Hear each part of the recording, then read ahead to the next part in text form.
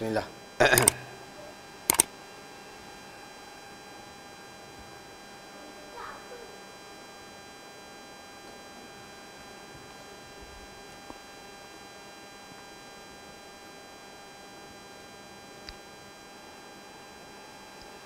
Boleh mula ya?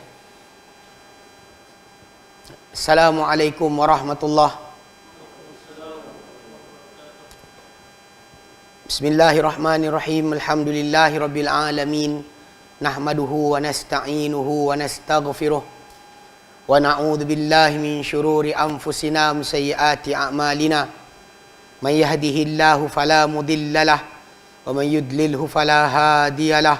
Asyhadu an la ilaha illallah wahdahu la syarikalah wa asyhadu anna Muhammadan abduhu wa rasuluh. Allahumma salli ala Muhammad wa ala ali Muhammad kama sallaita ala Ibrahim wa ala ali Ibrahim innaka Hamidum Majid. Allah barik ala Muhammad wa ala ali Muhammad kama barakta ala Ibrahim wa ala ali Ibrahim innaka Hamidum Majid. Rabbi syrah li sadri wa yassir li amri wa hlul 'uqdatam min lisani yafqahu qawli, amma ba'. Alhamdulillah, kita bersyukur kepada Allah Subhanahu wa taala tempat kita berkumpul lagi pada petang ini di pejabat yang diwakafkan sementara untuk kita gunakan bagi kelas pengajian kita berkenaan dengan sifat solat Nabi sallallahu alaihi wasallam. Kerana kita yang kita terangkan berkali-kali bahawa kita punya bahagian kitab yang kita sebut sebagai nama kelas kita tu tak masuk lagi. Sebab kebetulan kitab sebut dia mula dengan pergi ke masjid. Adab sampai pergi ke masjid. Jadi waktu time taharah dia tak tersebutkan. Jadi terpaksa kita ambil daripada fiqh muyassar untuk ambil tentang tajuk taharah. Baik, kali terakhir kita bincangkan, alhamdulillah kita ambil tentang tayamum, dan petang ni kita akan masuk bab ke-9 dan ke-10 insya-Allah. Okey, bab ke-9 mengenai hukum najis-najis dan cara pembersihannya. Dan kita katakan dulu bahawa bila kita nak solat, kita kena bersih daripada hadas dan najas. Tentang hadas telah pun dibahaskan, yakni tentang cara berwuduk, mandi dan juga tayamum. Itu adalah 3 perkara yang menghilangkan atau hadas. Adapun najas, ini tajuk dia. Sebab kita bincangkan hari itu bahawa solat seseorang itu tak diterima kalau anda kata dia masih berhadas ataupun pada dirinya ada najas. Najas tadi boleh berlaku pada tempat, badan dan pakaian. Tempat, badan dan pakaian. Dan bukan semua ibadat perlu kepada bersih daripada najas. Kalau orang tu ada berlumur dengan tahi pun, kalau dia bayar zakat sah. Tak ada kena mandi dulu. Kalau dia kata dia nak buat satu benda badan dia masih bernajis, tak ada masalah. Itu tak timbul tajuk untuk kita kata menghalang kesahihan. Tapi untuk ibadat yang kita bincang itu solat, ya, perlukan kepada bersih daripada hadas dan najas. Hadas kita dah bincangkan, wuduk, mandi dan tayamum. Yang ini kita masuk pada najas. Sebelum kita bincang tentang haid, itu penghalang bagi kesahihan solat bagi wanita yang mereka tak dibenarkan langsung solat ketika dalam keadaan haid. Ataupun ini kita bincangkan. Baik. Bab ke-9 mengenai hukum najis-najis dan cara pembersihannya. Persoalan pertama, pengenalan najis dan 2 bentuknya. Najis, ia adalah setiap bahan yang dipandang kotor, yang diperintahkan yang perintah syarak, yang diperintahkan oleh syarak untuk menjauhinya. Tapi ini kena bezakan dalam konteks ni ada benda kotor tapi tak najis. Bukan semua kotor itu najis. Ada orang dia bermain-main bola lah, kena lumpur dan sebagainya, nak solat dia tak boleh kena mandi dulu. Tak. Dia tak ada timbul tajuk. Mana dia boleh solat dalam keadaan berkenaan. Dalam keadaan badan dia masih lagi berlumpur tu boleh solat. Solat lumpur tidak menghalang kesahihan solat. Dikotor atau peluh kita, badan kita berpeluh, memang kotor tapi tidak najis. Ingus kita keluar kotor tapi tidak najis. Itu kena faham. Jadi istilah kata dipandang kotor tu kena define sikit, kena perhalus sikit. Sebab dia yang kotoran yang menghalang kesahihan ibadat, itu najis. Mana kotoran yang menghalang kesahihan ibadat. Itu solat contohnya yang paling dekat, tawaf. Tak boleh kita ada kotoran tadi sebab dia menghalang kesahihan ibadat. Okey. Dan dia ada 2 jenis. Najis ada 2 jenis. Dia kata najis bersifat sejati atau hakiki, dan dia adalah yang tidak akan dapat disucikan dengan apa keadaan sekalipun, kerana ia sendiri adalah najis, seperti najis kedai, darah dan air kencing, yang dia tu zat dia tu najis, by itself dia adalah najis. So tak boleh nak sucikan cara apa cara pun tak boleh bersucikan. Macam keadaan dia memang tetap najis. Okey, mungkin ada perbahasan timbul berkaitan arak, kerana jumhur para ulama 4 mazhab mengatakan arak itu najis, tapi arak boleh bertukar daripada najis daripada arak kepada cuka, dan bila jadi cuka dengan sendirinya, bukan kita buat, maka boleh dipakai dan dia tidak najis lagi. Kalau ketika dalam keadaan dia masih lagi arak yang memabukkan, maka dia dikira oleh 4 mazhab sebagai najis.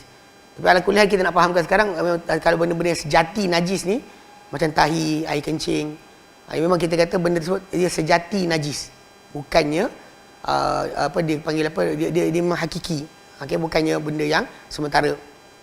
Okay, kedua, najis bersifat hukum, dan dia adalah perkara namaan yang tertegak pada anggota badan yang akan menghalang kesahihan solat, yang merangkumi hadas kecil yang akan dihilangkan dengan wuduk seperti buang air besar, dan hadas besar yang dihilangkan dengan mandi seperti junub. Tapi najis hukum ni kena ni sikit, define lagi sikit. Sebab sebenarnya najis hukmi ni macam ni. Bila seseorang itu sentuh najis, pegang najis, kena najis, dia walaupun kesan najis tu dah tak ada, nampak tak ada pada tangan dia, tapi kerana dia tak basuh dengan air, maka dari hukumnya tangan dia masih najis. Jadi hukum selagi tak dibersihkan, maka dia, contoh macam katakanlah bekas dia jilat anjing, selagi tak disamak dengan 7 kali air, 1 kali air tanah, selagi tu walaupun dia bersih daripada zat najis tadi, nampak tak ada, tapi dalam hukum dia masih lagi najis. Ini benda yang kadang-kadang ada orang akan tak perasan. Sebab dari segi hukumnya dia masih lagi najis sebab tak dibersihkan. Orang kata tak ada kesan pun, sama je. Dia cakap yang tu kan. Itu bukan. Jadi maksud dia dari segi hukum tu, sebenarnya yang definisi yang kedua ni dia kena dibetulkan sikit, sebab itu adalah hadas dengan najis hukmi ni adalah najis dari segi hukum. Barang tak ada, tak nampak, tapi kerana tak disucikan, maka dia masih lagi najis sebenarnya. Mana kena air kencing, tapi pegang dah tak ada bau, tetap kena basuh dulu. Kan? Macam air kita tahu memang kain tu jatuh dalam air kencing, lepas tu kita gantung, lepas tu kering, lepas tu pegang, tak ada bau. Selagi tak basuh, selagi tu dia masih, segi hukumnya dia masih lagi bernajis. Faham? Itu sebenarnya najis hukmi. Pada zatnya tak ada, pada segi masalah hukumnya masih ada. Okey? Baik. Bahan asal yang dihilangkan dengannya najis adalah air. So ini dalam taharah yang asal kita gunakan adalah taharah daripada hadas, asal dia adalah air. Tanah atau batu yang kita gunakan, tanah untuk tayamum atau batu kita guna untuk membersihkan, itu gantian. Kalau kita kata dari segi asal, air itulah yang sempurna. Air itu yang sempurna. Okay? Itu adalah asal. Okay, dan dia pada asal, dia adalah asal dalam penyucian. Kerana firman Allah Ta'ala dalam Quran dan surah Al-Anfal ayat ke-11, wa anzala alaikum ma'an minas sama'i liyutahhirakum bihi, dan diturunkan, dia itu Allah Ta'ala turunkan kepada kamu hujan, air daripada langit, untuk menyucikan kamu dengannya, untuk disucikan kamu dengan air tersebut. Mana air itu turun, air menyucikan. Air itu turun menyucikan. Jadi air itulah asal. Kadang ada orang bincang, alkohol boleh tak? Minyak boleh tak? Sebab dia kata benda tu kadang boleh hilang juga. Macam kita buat sanitizer, yang kita ambil kan, kita gosok-gosok tangan kita, rasa macam hilang dah kuman-kuman. Soalan najis tadi settle tak lagi. Ini masalah asal. Balik dalam asal, memang bila kata basuh, kena basuh dengan air. Tak boleh kita kata macam, tapi saya pakai sanitizer. Ini ayat saya pakai sanitizer, boleh tak dah bersih? Itu tajuk yang kita kata dalam konteks agama, dia kekal dikira benda najis sehinggalah dibasuh dengan air. Air adalah asal. Ada orang bahaskan, dia kata tapi kalau pakai minyak hilang macam mana? Kita najis pakai minyak petrol ke, minyak gas ke, basuh tempat keluar najis atau basuh nak baju yang kena najis dengan cecair tersebut. Dari segi hukumnya belum lagi, sebab air mesti digunakan. Okey, itu yang asal. Baik. Ia terbagi kepada 3. Najis ni yang kita kata yang secara bentuk asalnya najis dibagi ber 3. Okey, pertama najis yang berat, iaitu najis anjing dan apa-apa lahir daripada anjing, ya. Kedua najis yang ringan, itu najis air kencing budak lelaki yang belum makan makanan, yang kurang 2 tahun. Ketiga najis yang pertengahan, itu najis-najis yang selebihnya, itu seperti air kencing orang dewasa, tahi, bangkai dan sebagainya dikira sebagai najis. Okey. Masalah najis ni sebenarnya dikira berat atau ringan atau sederhana ni, dia sebenarnya bukan pecahan yang diberi oleh Nabi SAW, tapi ia sebenarnya adalah apa yang para ulama hukumkan, kategorikan berdasar cara pembersihan yang berbeza. Cara pembersihan berbeza. Macam kalau ikut pada jilatan anjing, kalau kita basuh sekali je dah bersih, kena basuh lagi tak? Jawapannya kena. Selagi tak cukup 7 kali, selagi tu masih lagi tak betul. Walaupun dah hilang, sekali basuh dah hilang. So patut tak basuh lagi? Ya, kena basuh juga. Pasal cara tadi disebut oleh Nabi SAW, suruh basuhlah 7 kali. Yang pertama dengan air tanah. So dengan sebab itu para ulama sebut kategorikan anjing dan apa lahir daripada anjing. Kalau anjing itu kahwin dengan apa saja binatang, mengawan, dapat anak tu sama macam hukum anjing. So, anjing dikahwinkan dengan serigala, anjing dikahwinkan dengan apa musang dan sebagainya, maka anak dia akan sama hukum macam anjing tu sendiri. Ya, ini kenajisan ni sama. Kata lain, kalau anda kata awak bela serigala tu jilat bekas rumah awak tak perlu basuh macam basuh anjing. Tapi kalau serigala tu adalah baka anjing, mana bapak dia anjing ke, nenek dia anjing ke, maka anjing bila serigala tersebut kena dibasuh macam mana basuh anjing. Okay, jadi macam saya sebut kan, dia bukan apa yang Nabi sebut pecahan. Najis ni berat, ringan, sederhana, atau ayat dia najis mughallazah. Mughallazah tu ghalis, kasar, berat, kan. Mukhaffafah ringan, mutawassitah sederhana. Dikategorikan sedemikian oleh para ulama berdasarkan cara pembersihan yang berbeza. Itu saja. Dia bukan kerana memang najis tu ringan, berat atau sederhana. Dia tak ada kategori sebenarnya. Tapi cara pembersihan tu yang para ulama asingkan atau pecahkan kepada cara beza, menunjukkan kita faham dia adalah berat atau sederhana atau ringan. Baik. Persoalan kedua, benda-benda yang tertegak dalil terhadap kenajisannya. Ini ada benda yang memang datang dalil nas Quran dan hadis, ia adalah najis. Okay, pertama, air kencing anak Adam, tahinya, muntahnya, melainkan air kencing budak lelaki yang belum makan makanan. Okey, maka memadai dengan merenjis air padanya. Maksudnya kita renjis air atas. Ini kata dia kencing kat sini kan, tak payah basuh ni, renjis je air ke atas dia dah bersih. Walaupun ada lagi air kencing tu punya bekas pada pakaian tersebut. Renjis je biar jalan, bahkan solat dalam baju tu. Ini okey. Jadi para ulama kata dia bukan masalah, dia bukan najis. Dia adalah cara pembersihan dia ringan. Bukannya ada sebab. Jadi ini kadang ta'abudi. Banyak orang kata kalau anak budak perempuan kenapa tak boleh pula? Memang Nabi buat macam tu, yang budak perempuan Nabi basuh. Yang budak lelaki Nabi renjis saja.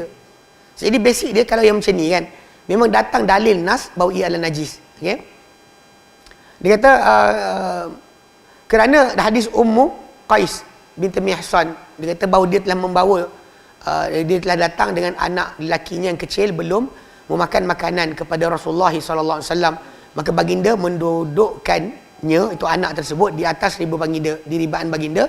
Lalu dia telah kencing di atas pakaian baginda. Maka baginda telah meminta air, lalu baginda menjerenjiskannya dan tidak membasuhnya. Baginda tak basuh pun. Tak ada ambil air tu siram sampai nak mengalir, tak ada. Perah, tak ada. Nabi hanya renjis saja air, kan, dari celup dalam bekas tangan, renjiskan air di tangan tadi kepada air kencing tersebut. Okey. Adapun air kencing budak lelaki yang memakan makanan dan begitu juga air kencing budak perempuan, maka ia dibasuh dengan air kencing dibasuh seperti kencing orang dewasa. Yang makan makanan tadi para ulama bahaskan, contoh macam dia dah tidak bergantung dengan susu. Maksudnya kadang-kadang kalau kita kata ikutkan pada makan makanan lain, ada je kita spot sikit-sikit tu lain. Itu bukan makanan asasi dia. Itu tu rasa. Bila dia bergantung, depend kepada makanan biasa, makanan pejal, Dan barulah kita kata hilang hak budak tersebut. Adapun selagi mana dia bergantung dengan susu, tapi diselang-selikan dengan lain, dia masih hukum sebagai budak yang air kencingnya hanya direnjis sahaja. Pasal dia punya lafaz tadi. Pada kalimah qabla al-fitam ataupun sebelum 2 tahun, itu memang adatnya budak-budak kan macam tu. Dia boleh disuap-suap benda lain, tapi makanan utama dia adalah susu. Maksud kita tahnik budak lah, kita bagi madu, tak hilang pun kedudukan dia sebagai budak yang masih lagi air kencing dia kalau bawah 2 tahun, dikira masih lagi dibersihkan cara yang sama, cara yang ringan, sangat ringan. Maknanya macam gitu-gitu je. Padahal basah tu ada lagi. Basah dia tak hilang tau. Bukan kita perah dulu baru renjis. Tak. Ambil air renjis je. Okay. So basic dia adalah dia dikira tadi memang najis, cuma cara pembersihan dia ringan. Okay. So air kencing anak Adam, tahi dia, muntahnya, dia masuk sebagai apa datang nas menunjukkan dia adalah najis. Okay. Kemudian kedua, darah yang mancut dari haiwan yang dimakan. Ini darah yang ditumpahkan ketika penyembelihan. Okay. Iaitu macam datang dalam apa? Dalam surah Al-An'am 145. Audaman masfuhan, atau darah yang mengalir atau ditumpahkan. Adapun darah yang dalam daging dan urat, maka ia adalah suci. Okey. Pasal dalam ayat Al-An'am 145 tu audaman masfuhan. Okey. Dan ia adalah ditumpahkan, iaitu dia adalah yang ditumpahkan atau dicurahkan. Okey, ini benda ni kena jaga-jaga sikit. Pasal kita di Malaysia ni banyak orang ada fahaman salah dengan tajuk kerana tak faham darah mana yang dikatakan najis. So, jadi diorang kadang ada fatwa-fatwa daripada ustaz-ustaz kita yang daripada pondok sebagainya, kalau orang tu makan gulai daging, jadi baju dia kena gulai tersebut, dia tak boleh solat, dia kena bersihkan dulu. Sebab dia kata daging tu merah tu darah tu masuk dalam gulai tu kena baju, makan tak apa. Makan boleh pula. Bila makan tu masuk perut, aci pula. Tapi bila keadaan tadi, bila dikatakan apa, kena baju, tak boleh buat sembahyang. Ini satu benda yang agak masalah sikit. Pada sudut kefahaman tu, dia sangat tak kena. Sebab kita tahu bahawa masalah darah tu disebut dalam Quran Karim sebagai kotor ataupun diharamkan makan. Kan?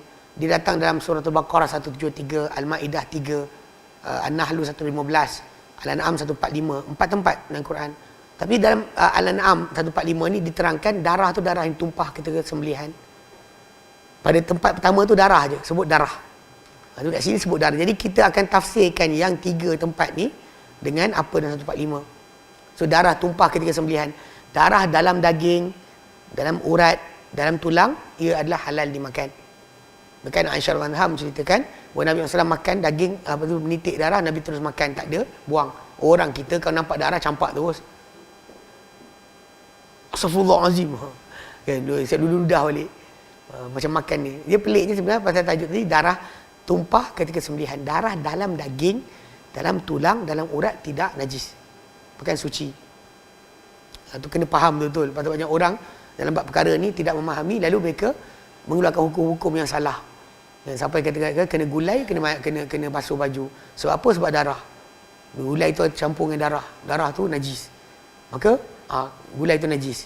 Bila kena baju, makan tak apa. Makan tak apa. Tak ada pula diberi basuh mulut dia pula. Lepas makan gulai, kena basuh mulut, tak ada. Itu semua tu adalah salah faham yang berlaku dalam masyarakat kerana tidak faham dalil dengan betul. Itu je.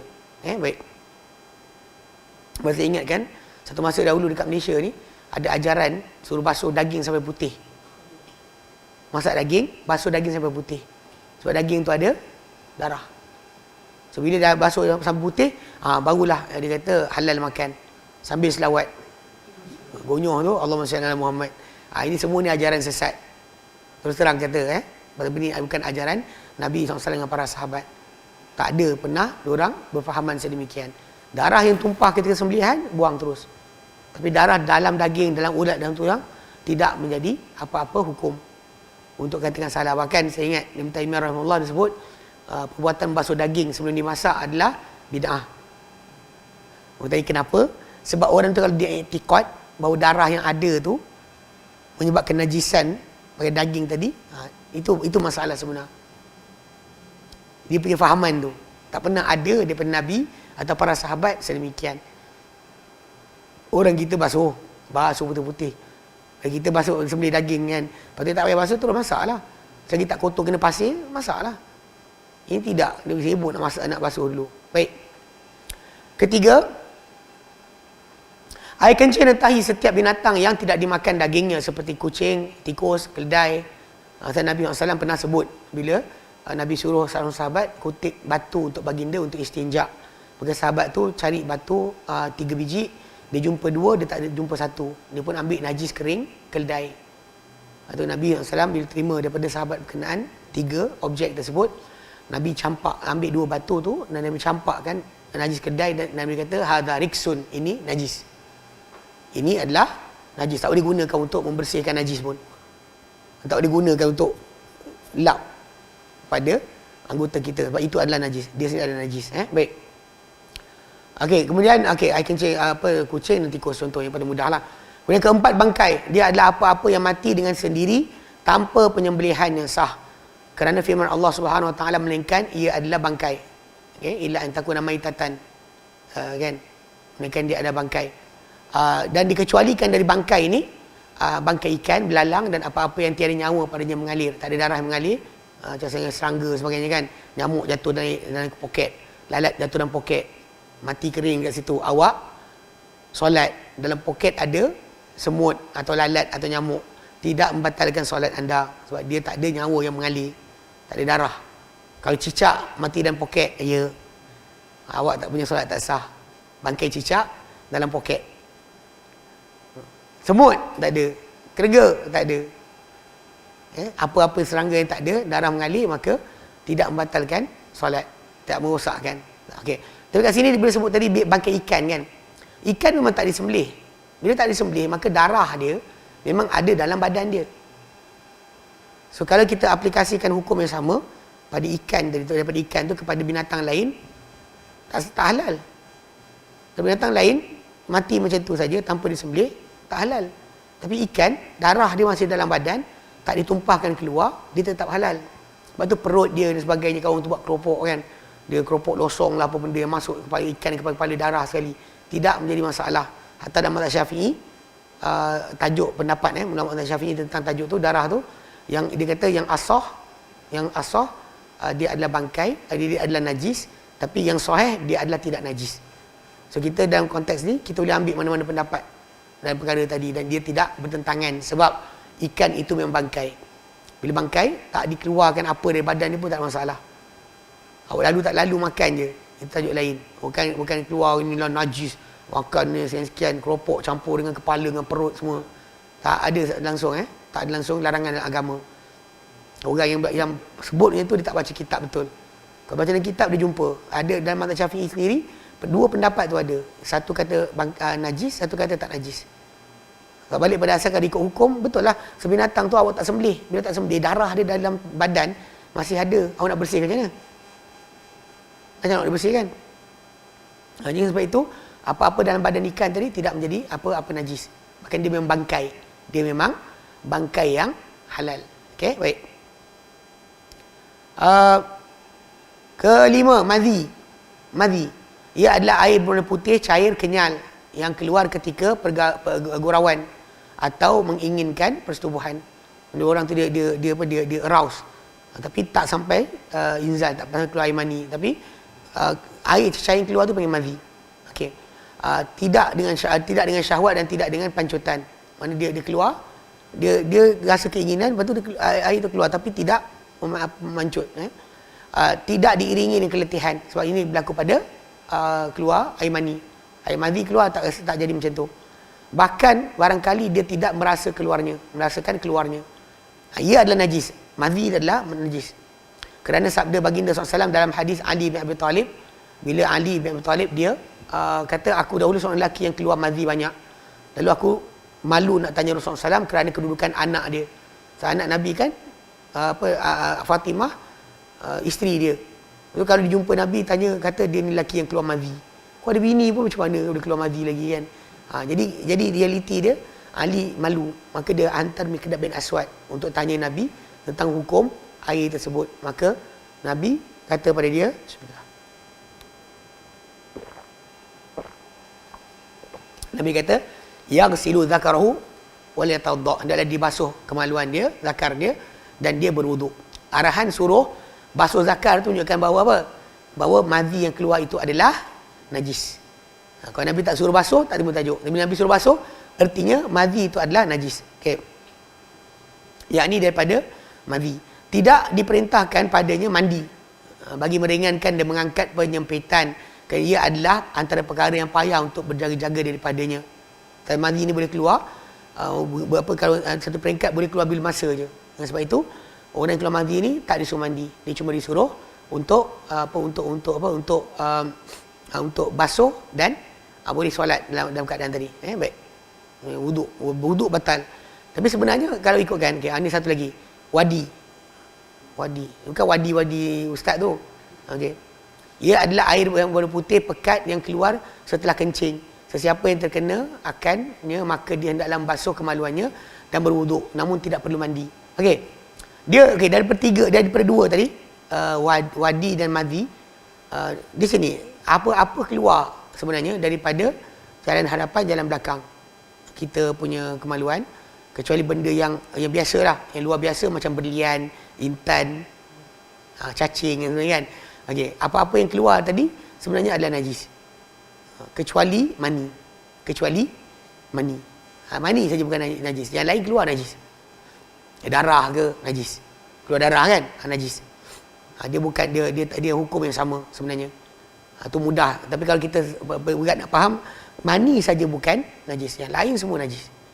Cuma macam objek yang luar biasa tadi, contoh macam berlian, intan, kan, hari keluar mutiara. Ada mutiara tu tak najis, boleh basuh dan dibersihkanlah. Dia bukan asal najis. Demikian juga cacing yang keluar. Cacing itu bukan najis. Batu karang pun bukan. Batu karang betul tak?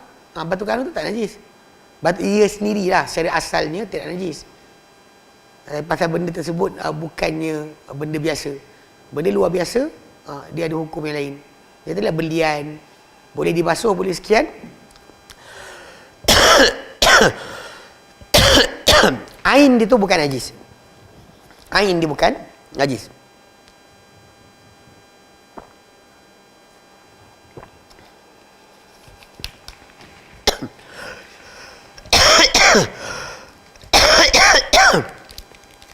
Sambung ya.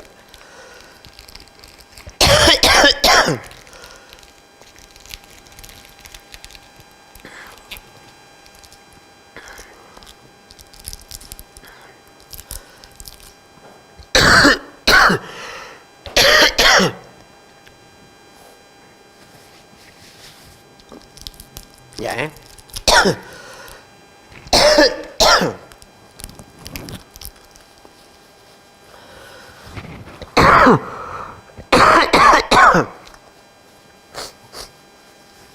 itulah sebab batu karang tu sendiri secara zat ni dia bukannya najis. Dia bukan najis.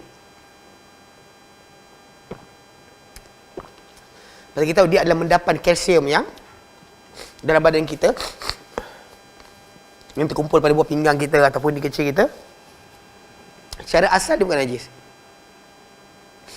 Macam kita pula berlian ke, kalau ada tu keluar mutiara daripada punggung dia, mana tahu.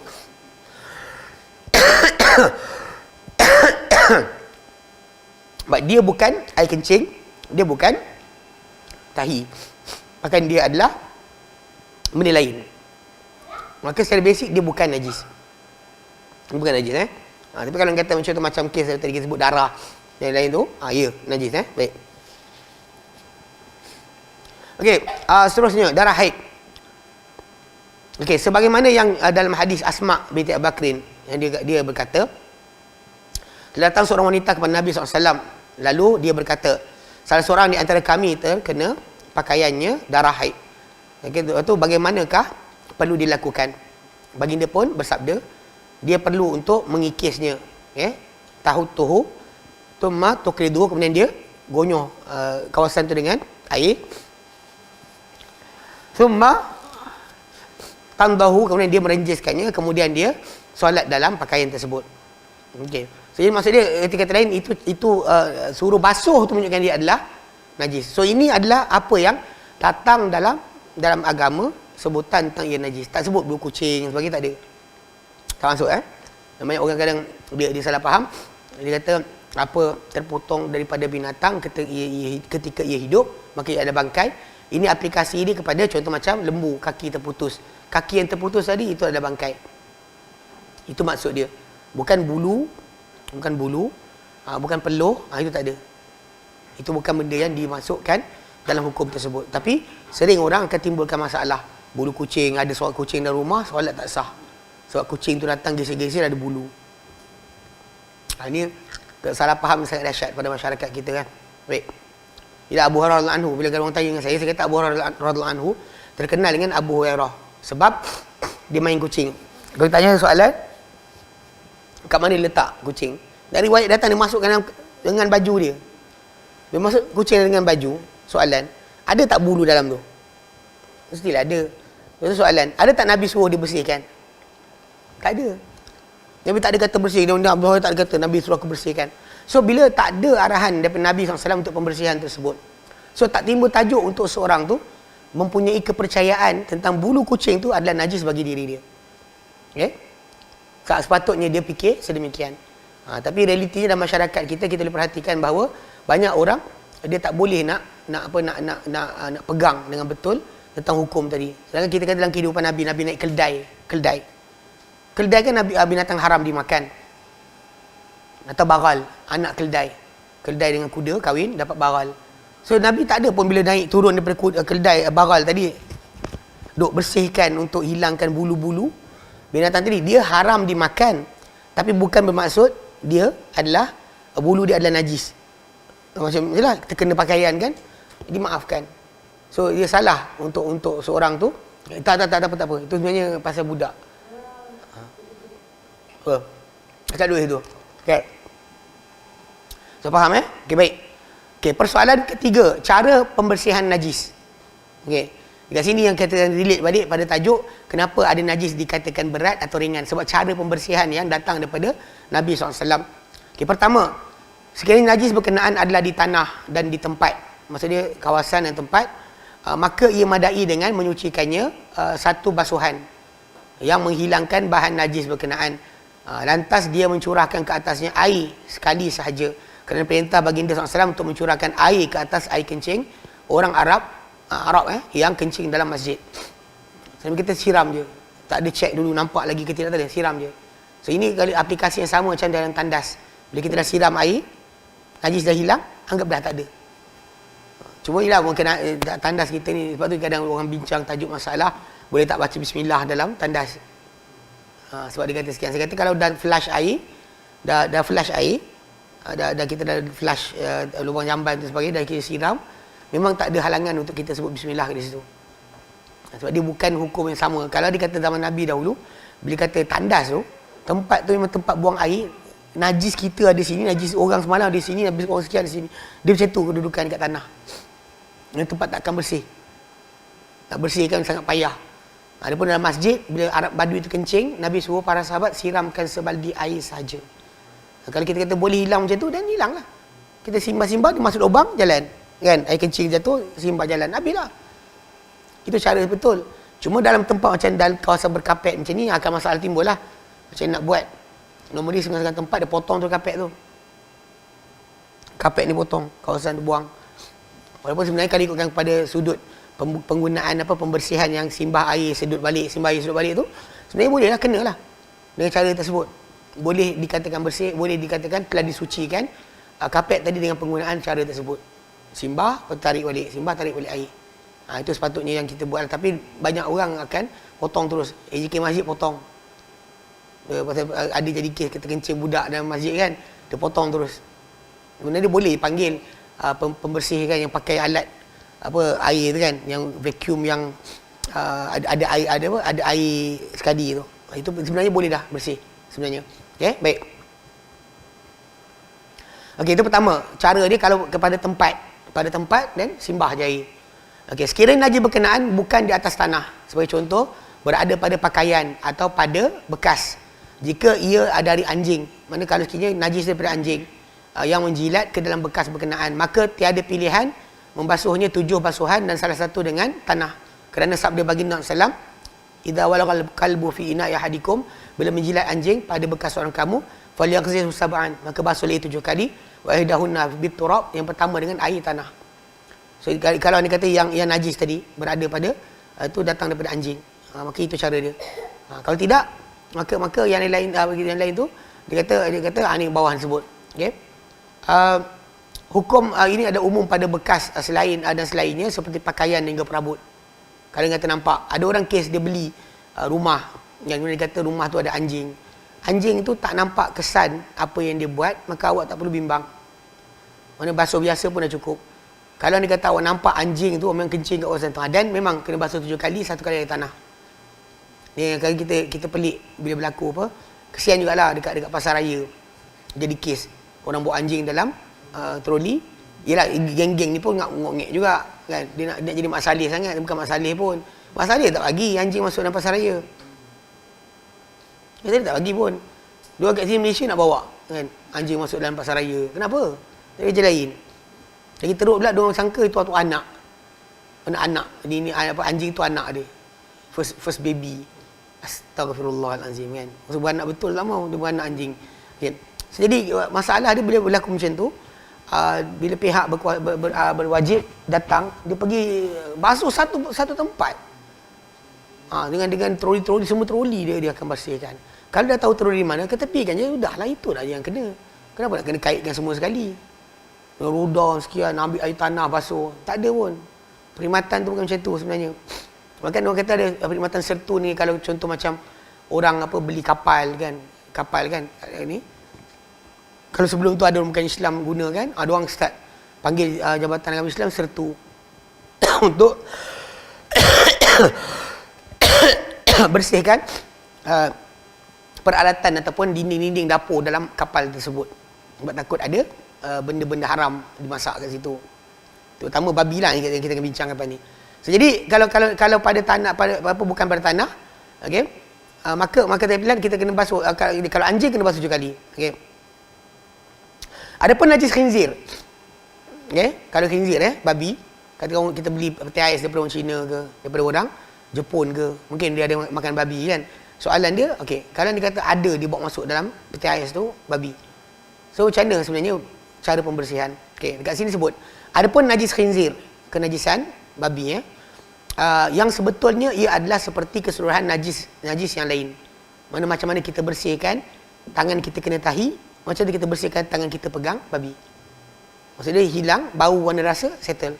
Tak perlu 7 kali macam mana anjing. Okey.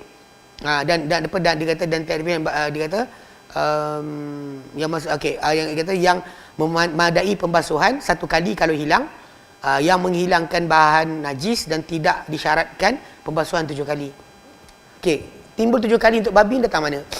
Tajuk 7 kali untuk babi ni pendapat setengah para ulama yang mengatakan dalam Al-Quranul Karim Allah sebut babi itu najis. Contoh surah Al-Maidah 145.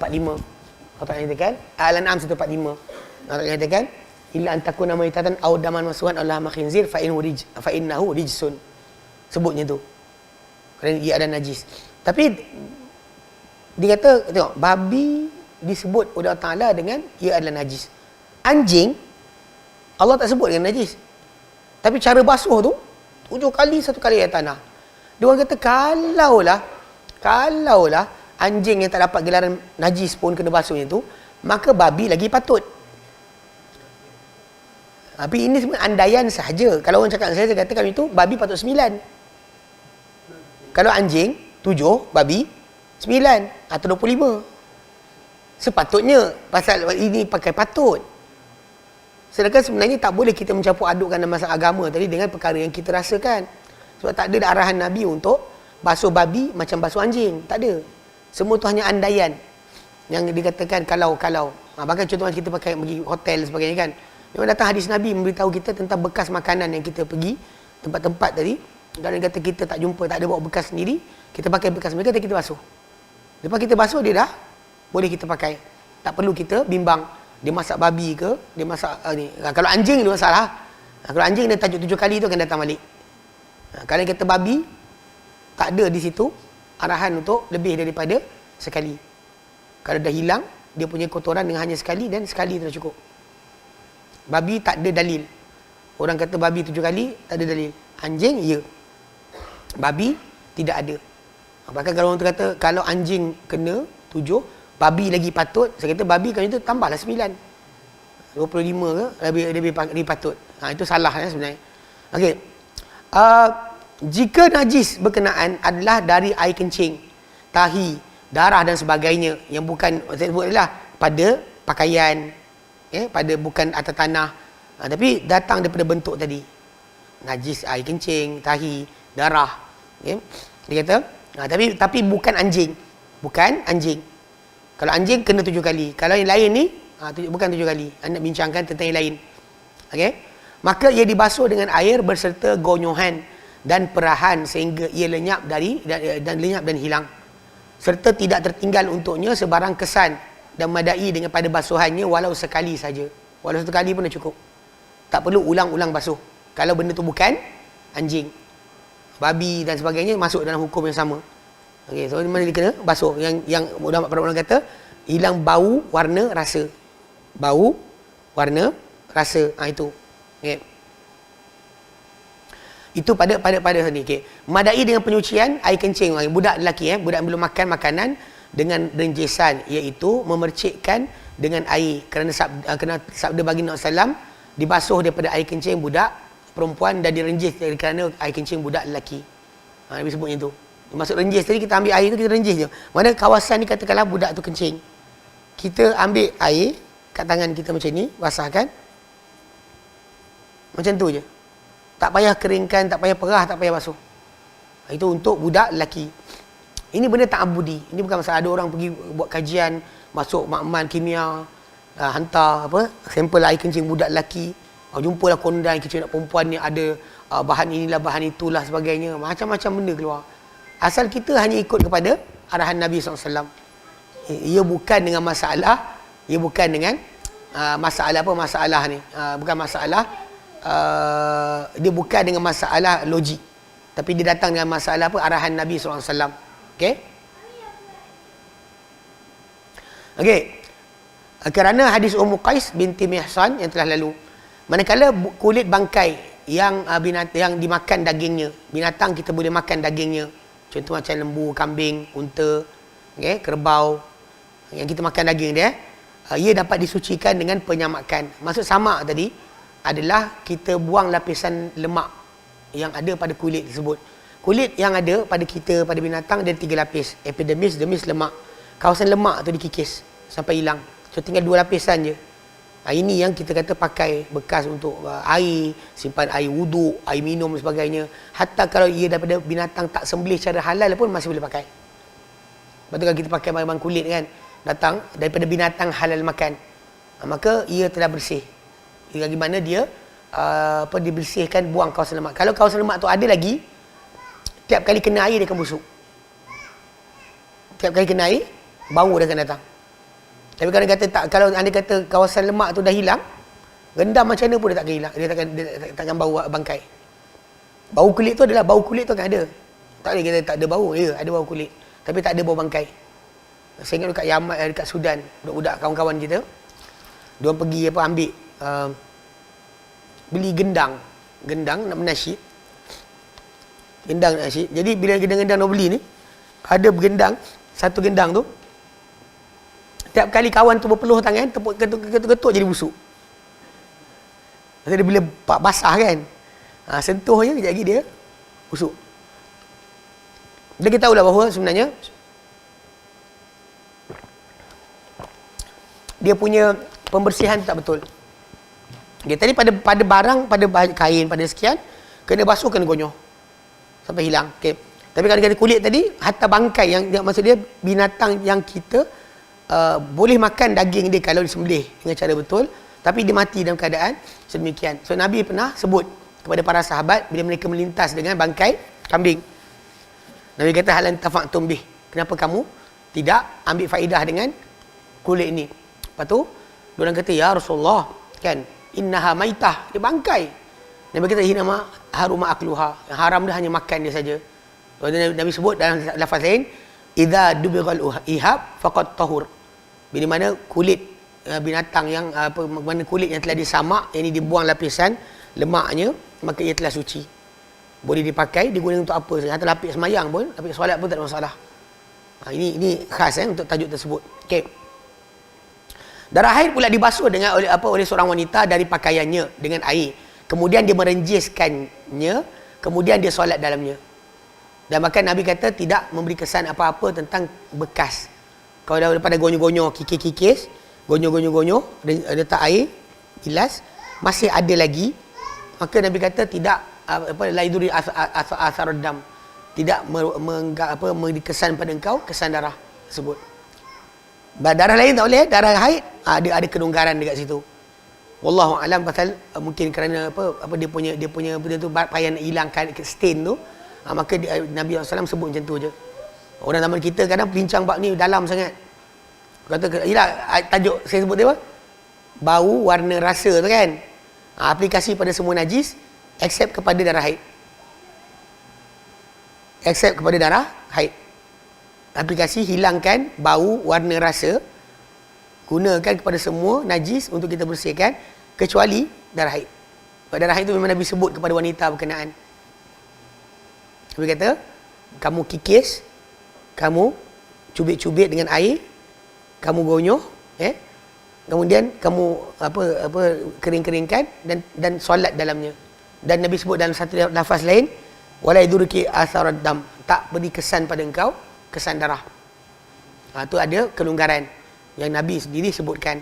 Lepas tu bila kita dalam konteks fiqh ni, bila kita bergantung dengan dalil, kadang-kadang kita akan jumpa bahawa orang buat satu keputusan besar tentang satu perkara, tapi dia lupa dalil-dalil hadis Nabi SAW yang membolehkan perkara tersebut. Macam nampak solat, nanti kita akan belajar kan, dan pergerakan dibenarkan dalam solat, macam betulkan soft dan sebagainya. Yang mana orang tu kata, boleh ke? Macam gerak banyak tu. Ustaz saya kata, gerak lebih 3 pergerakan, batal. Lepas tu kita kata, ni Nabi tunjuk. Saya ingat sekali tu bab ni tau, bab dekat waktu jadi kes dekat Puncak Alam. Waktu zaman PKP, kan orang solat tarawih. Lepas tu, geng-geng tu solat tarawih, dengan rakaman, ada rakaman CCTV dengan suara. Imam tu, rakaat kedua, tertinggal satu ayat, Al-Fatihah. Tapi orang ramai ketika tu tak belajar hukum cara nak tegur imam. Betulkan imam pun dia tak buat. B, lepas solat pun dia tak buat apa. Okey. So, jadi saya bagi tahu hukum. Saya kata, kalau anda kata mereka tak boleh tegur imam dalam solat, mungkin dia rasa takut teguran dia tadi, dia yang sanksi, tapi benda tu betul. So, dia tak berani tegur dalam solat. Lepas solat, dia boleh cakap dengan imam. Lepas solat, dia boleh kata, Pak Imam, tadi rakaat kedua tadi, hilang satu ayat. Imam pula bila dengar, dia tanya makmum lain, betul ke apa orang cakap? Dan benda ni berlaku pada Nabi SAW. Yang Nabi SAW solat 4 rakaat, sepatutnya Nabi solat 2. Lepas bagi salam, ni Nabi duduk diam macam tu. Lepas tu ada sahabat tengok Nabi, tak tahu siapa nak bercakap, semua diam. Seorang lelaki angkat tangan, nama dia Zuliadain, dia kata, Ya Rasulullah, adakah solat dipendekkan atau engkau lupa? Lepas tu Nabi kata apa? Solat tak dipendekkan, aku tak lupa. Lepas tu Nabi kata pada para sahabat, adakah betul apa Zuliadain cakap? Apakah betul Zuliadain cakap? Lepas tu para sahabat syaratkan betul. Nabi terus bangun, sambung solat. Jadi saya kata sebenarnya diorang 4 rakaat rosak solat kan. Rakaat kedua ni rosak. Dia tambah 1 je. Lepas tu bila saya cakap itu, ada orang cakap, tapi Ustaz, dia dah bagi salam. Ayat Saya kata Nabi pun bagi salam dah tadi. Tapi Ustaz, dia dah bercakap. Saya kata Nabi bercakap tadi. Nampak tak? Dia kadang-kadang dia buat kaedah tu, yang Nabi buat pun salah. Nabi buat pun salah. Sebab ikut kepada hadis Nabi, Nabi bagi salam, para sahabat tanya, Nabi jawab, Nabi dapat kepastian, Nabi bangun, Nabi solat, tambah 1 rakaat, tambah 2 rakaat lagi. Yang orang yang ramai tadi tu, solat mereka bukan terus batal. Solat kan dia rosak nombor 2, 1, 3 dan 4 masih sah. Tapi kerana tak faham hukum, diorang tak tanya lepas seminggu. Memanglah. Mufti wilayah pun keluar hukum dan sebagainya, sebut kata batal semua, kena solat balik. Siapa malam tu datang, kena solat balik. Punca sebab apa? Tak belajar cara tegur imam. Dan kemudian bila kita sebut tadi kan, bab dalil tadi, kita kata boleh je tegur imam lepas solat. Cakap pada imam, salah, kita sebut Pak Imam salah tadi. Dia Pak Imam pula, jangan kata, pandai kau. Siapa belajar kat Yaman, engkau gagu. Betul tak? Kadang-kadang ada orang macam tu. Dia apa, lawan dengan orang dengan siapa belajar dulu. Anak kenal sunnah dulu sebelum perintah. Anak lama dah belajar. Anak duduk masuk pondok dulu. Sebenarnya. Dari sudut asalnya sepatutnya berlaku tadi. Tapi kes apa? Dalil. Pasal kita boleh letak general hukum. Tapi kalau ada pengecualian daripada dalil hadis Nabi, siapa kita untuk nafikan? Macam bab binatang yang haram dimakan, bertaring, berkuku. Kita tak boleh sebut secara general. Kita sebut kan, okey, binatang bertaring menerkam dengan taring, menerkam kuku, maka haram dimakan. Binatang darat. Air tak apa, darat tak boleh. Okey, kemudian perbincangan dipanjangkan. Dubuk macam mana? Kalau kata dubuk, Tuan Haji nampak apa? Kucing ke? Kambing? Nampak anjing tak? Dubuk. Tapi dia halal. Kita ada dalil. Masalah dalil itu yang mengecualikan hukum tersebut. Itu kita patut faham. Macam tadi kan, kita ada hukum tentang masalah hilang bau warna rasa. Bau warna rasa tak boleh ada dah pada najis tadi, pada pakaian kita, tempat tadi. Tapi kalau dah Nabi SAW kecualikan haid punya cara pembersihan dengan cara tersebut, awak jangan pandai-pandai kata selagi tak bersih jangan solat. Nabi yang kecualikan hukum berkenaan. Ini benda yang kita kata dari sudut sunnah. Bab ni banyak orang dia tak ikut. Bab wuduk, masalah air mustakmal. Kes tu je.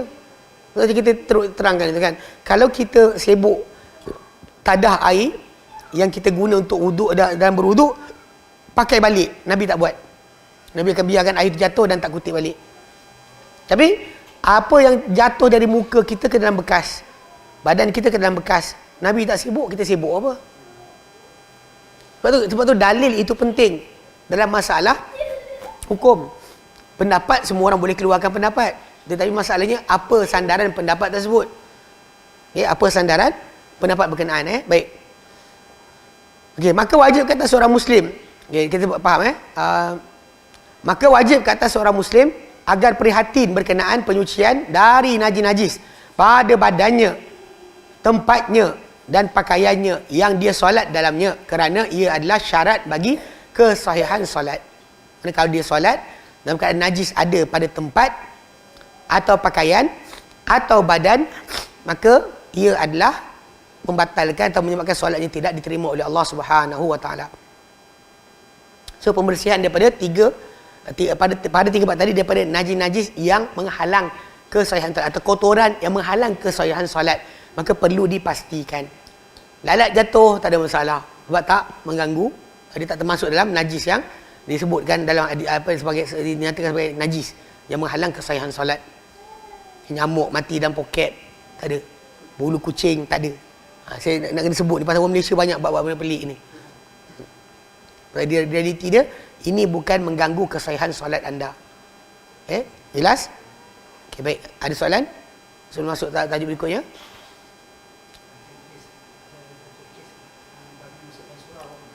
Tu. Dia macam ni. Surau tu atau masjid tu kat Sungai Pelong. Tak jauh dari rumah Ustaz Azhari Murad. Babi tu masuk dalam masjid berkenaan. Dia datang dari atas bukit. Dia cerita kelakar dia, rumah Ustaz Azhari daripada atas tu lah. Dia pasal apa? Yang cerita apa yang Ustaz Azhari cerita kat saya. Dia kata datang dekat masjid berkenaan, penceramah ni dia kata kita sedang nak cuba biar dalam Jabatan Agama Islam sebutkan ajaran sesat Wahabi. Dia cuba nak biar khutbah disebut sekali. Dekat Malaysia, dekat Kuala Lumpur, Selangor tak sebut. Jadi dekat di sini dah timbul kumpulan ni suruh nak sebut dalam solat, dalam khutbah. Hari ni dia ceramah, besok lusa babi masuk. Babi tu masuk dalam masjid, berlari lah. Duk tapi babi tadi tu tanya masalah dia.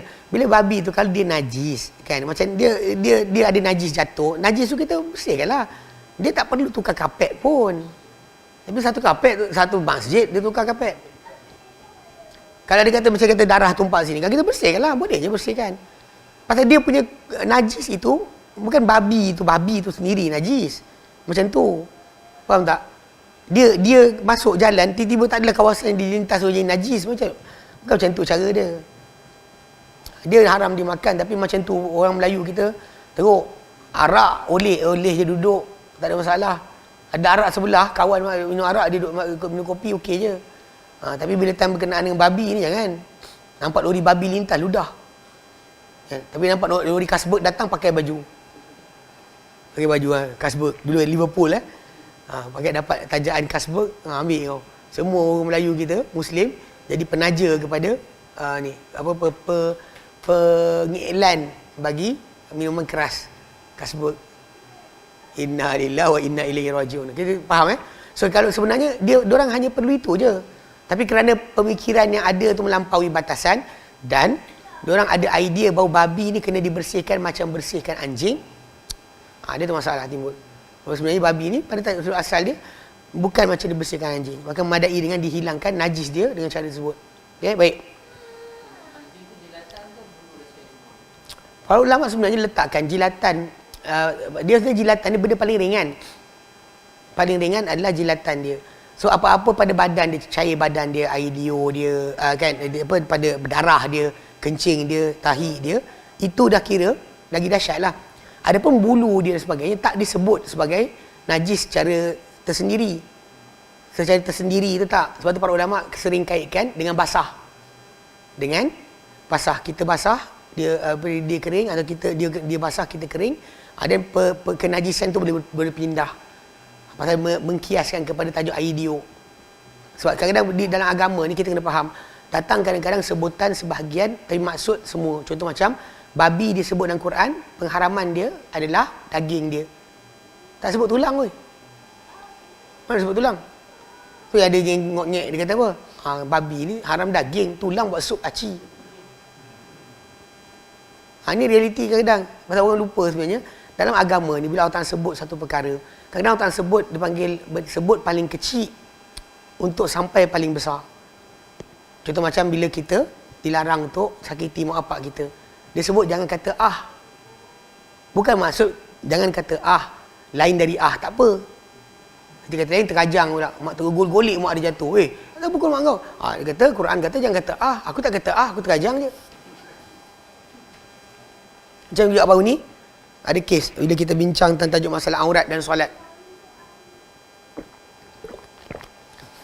Aurat dan solat. Nabi kata Allah tak terima solat seorang wanita yang datang haid menikah dengan tudung kepala. Bila sebut tudung kepala kena pakai, maksud dia kawasan lain lagi patut tutup. Kalau kepala kena tudung, takkan kaki nampak pula. Ada orang tu kata Quran sebut tudung je, tak sebut pun ketiak, tak sebut lengan. So jadi kalau tudung kepala dah pakai, ketiak nampak aci lah dia kata. Quran sebut paling ringan untuk tuju paling berat. Faham tak? Itu cara sebutan dalam Quran. Macam tengok masalah dia sebut air liur. Tadi kita faham macam tu. Satu orang dia faham, dia kata Quran sebut ini tak sebut ini. Kita macam tu. Saya kata kalau seorang perempuan nak rasa diganggu secara seksual, orang pandang kepala dia ke pandang kaki dia? Seorang perempuan. Awak bukan perempuan tak tahu jawab. Orang perempuan. Kalau orang lelaki tengok kepala dia dengan lelaki tengok kaki dia, mana dia rasa lebih menuju kepada arah gangguan? Muka? Kaki. Orang tunduk kaki, punggung sebagainya, itu lagi besar daripada tunduk kepala. Yang tu seksualnya. Tengok kepala nak seksual apa? Tengok kepala. Mana ada benda masalah kat situ? Okey, tapi yang kadang orang salah faham bahawa tu, jadi saya kata kalau dia kata ikutkan pada perkara berkenaan. Sebab tu kenapa Quran sebut tutup kepala. Sebab kalau kepala kena tutup, yang lain lagi patut. Lepas tu macam orang perempuan kena jaga bab ni. Dia ada satu kaedah. Kaedah dia adalah tak pakai stokin macam tak pakai tudung. Orang perempuan yang tak pakai stokin sama macam tak pakai tudung. Bahkan dedah kaki lagi besar daripada dedah kepala sebenarnya. Tapi ada orang kan tak faham tu kan. Tudung dia pakai, kaki nampak. Kena pula macam apa? Macam apa? Pramugaru emas. Dia punya pramugaru emas. Kan? Dia punya kain tu. Kain dia halal haram. Kepala tutup. Tapi kain? Kain terbelah. Macam mana? Dia kata Quran suruh pakai kepala, tudung kepala je. Tak kata pun kaki. Ni jaga sikit. Ni realiti kan banyak orang terlanggar sebab kerana salah faham dengan masalah dalil. Okey. Jom.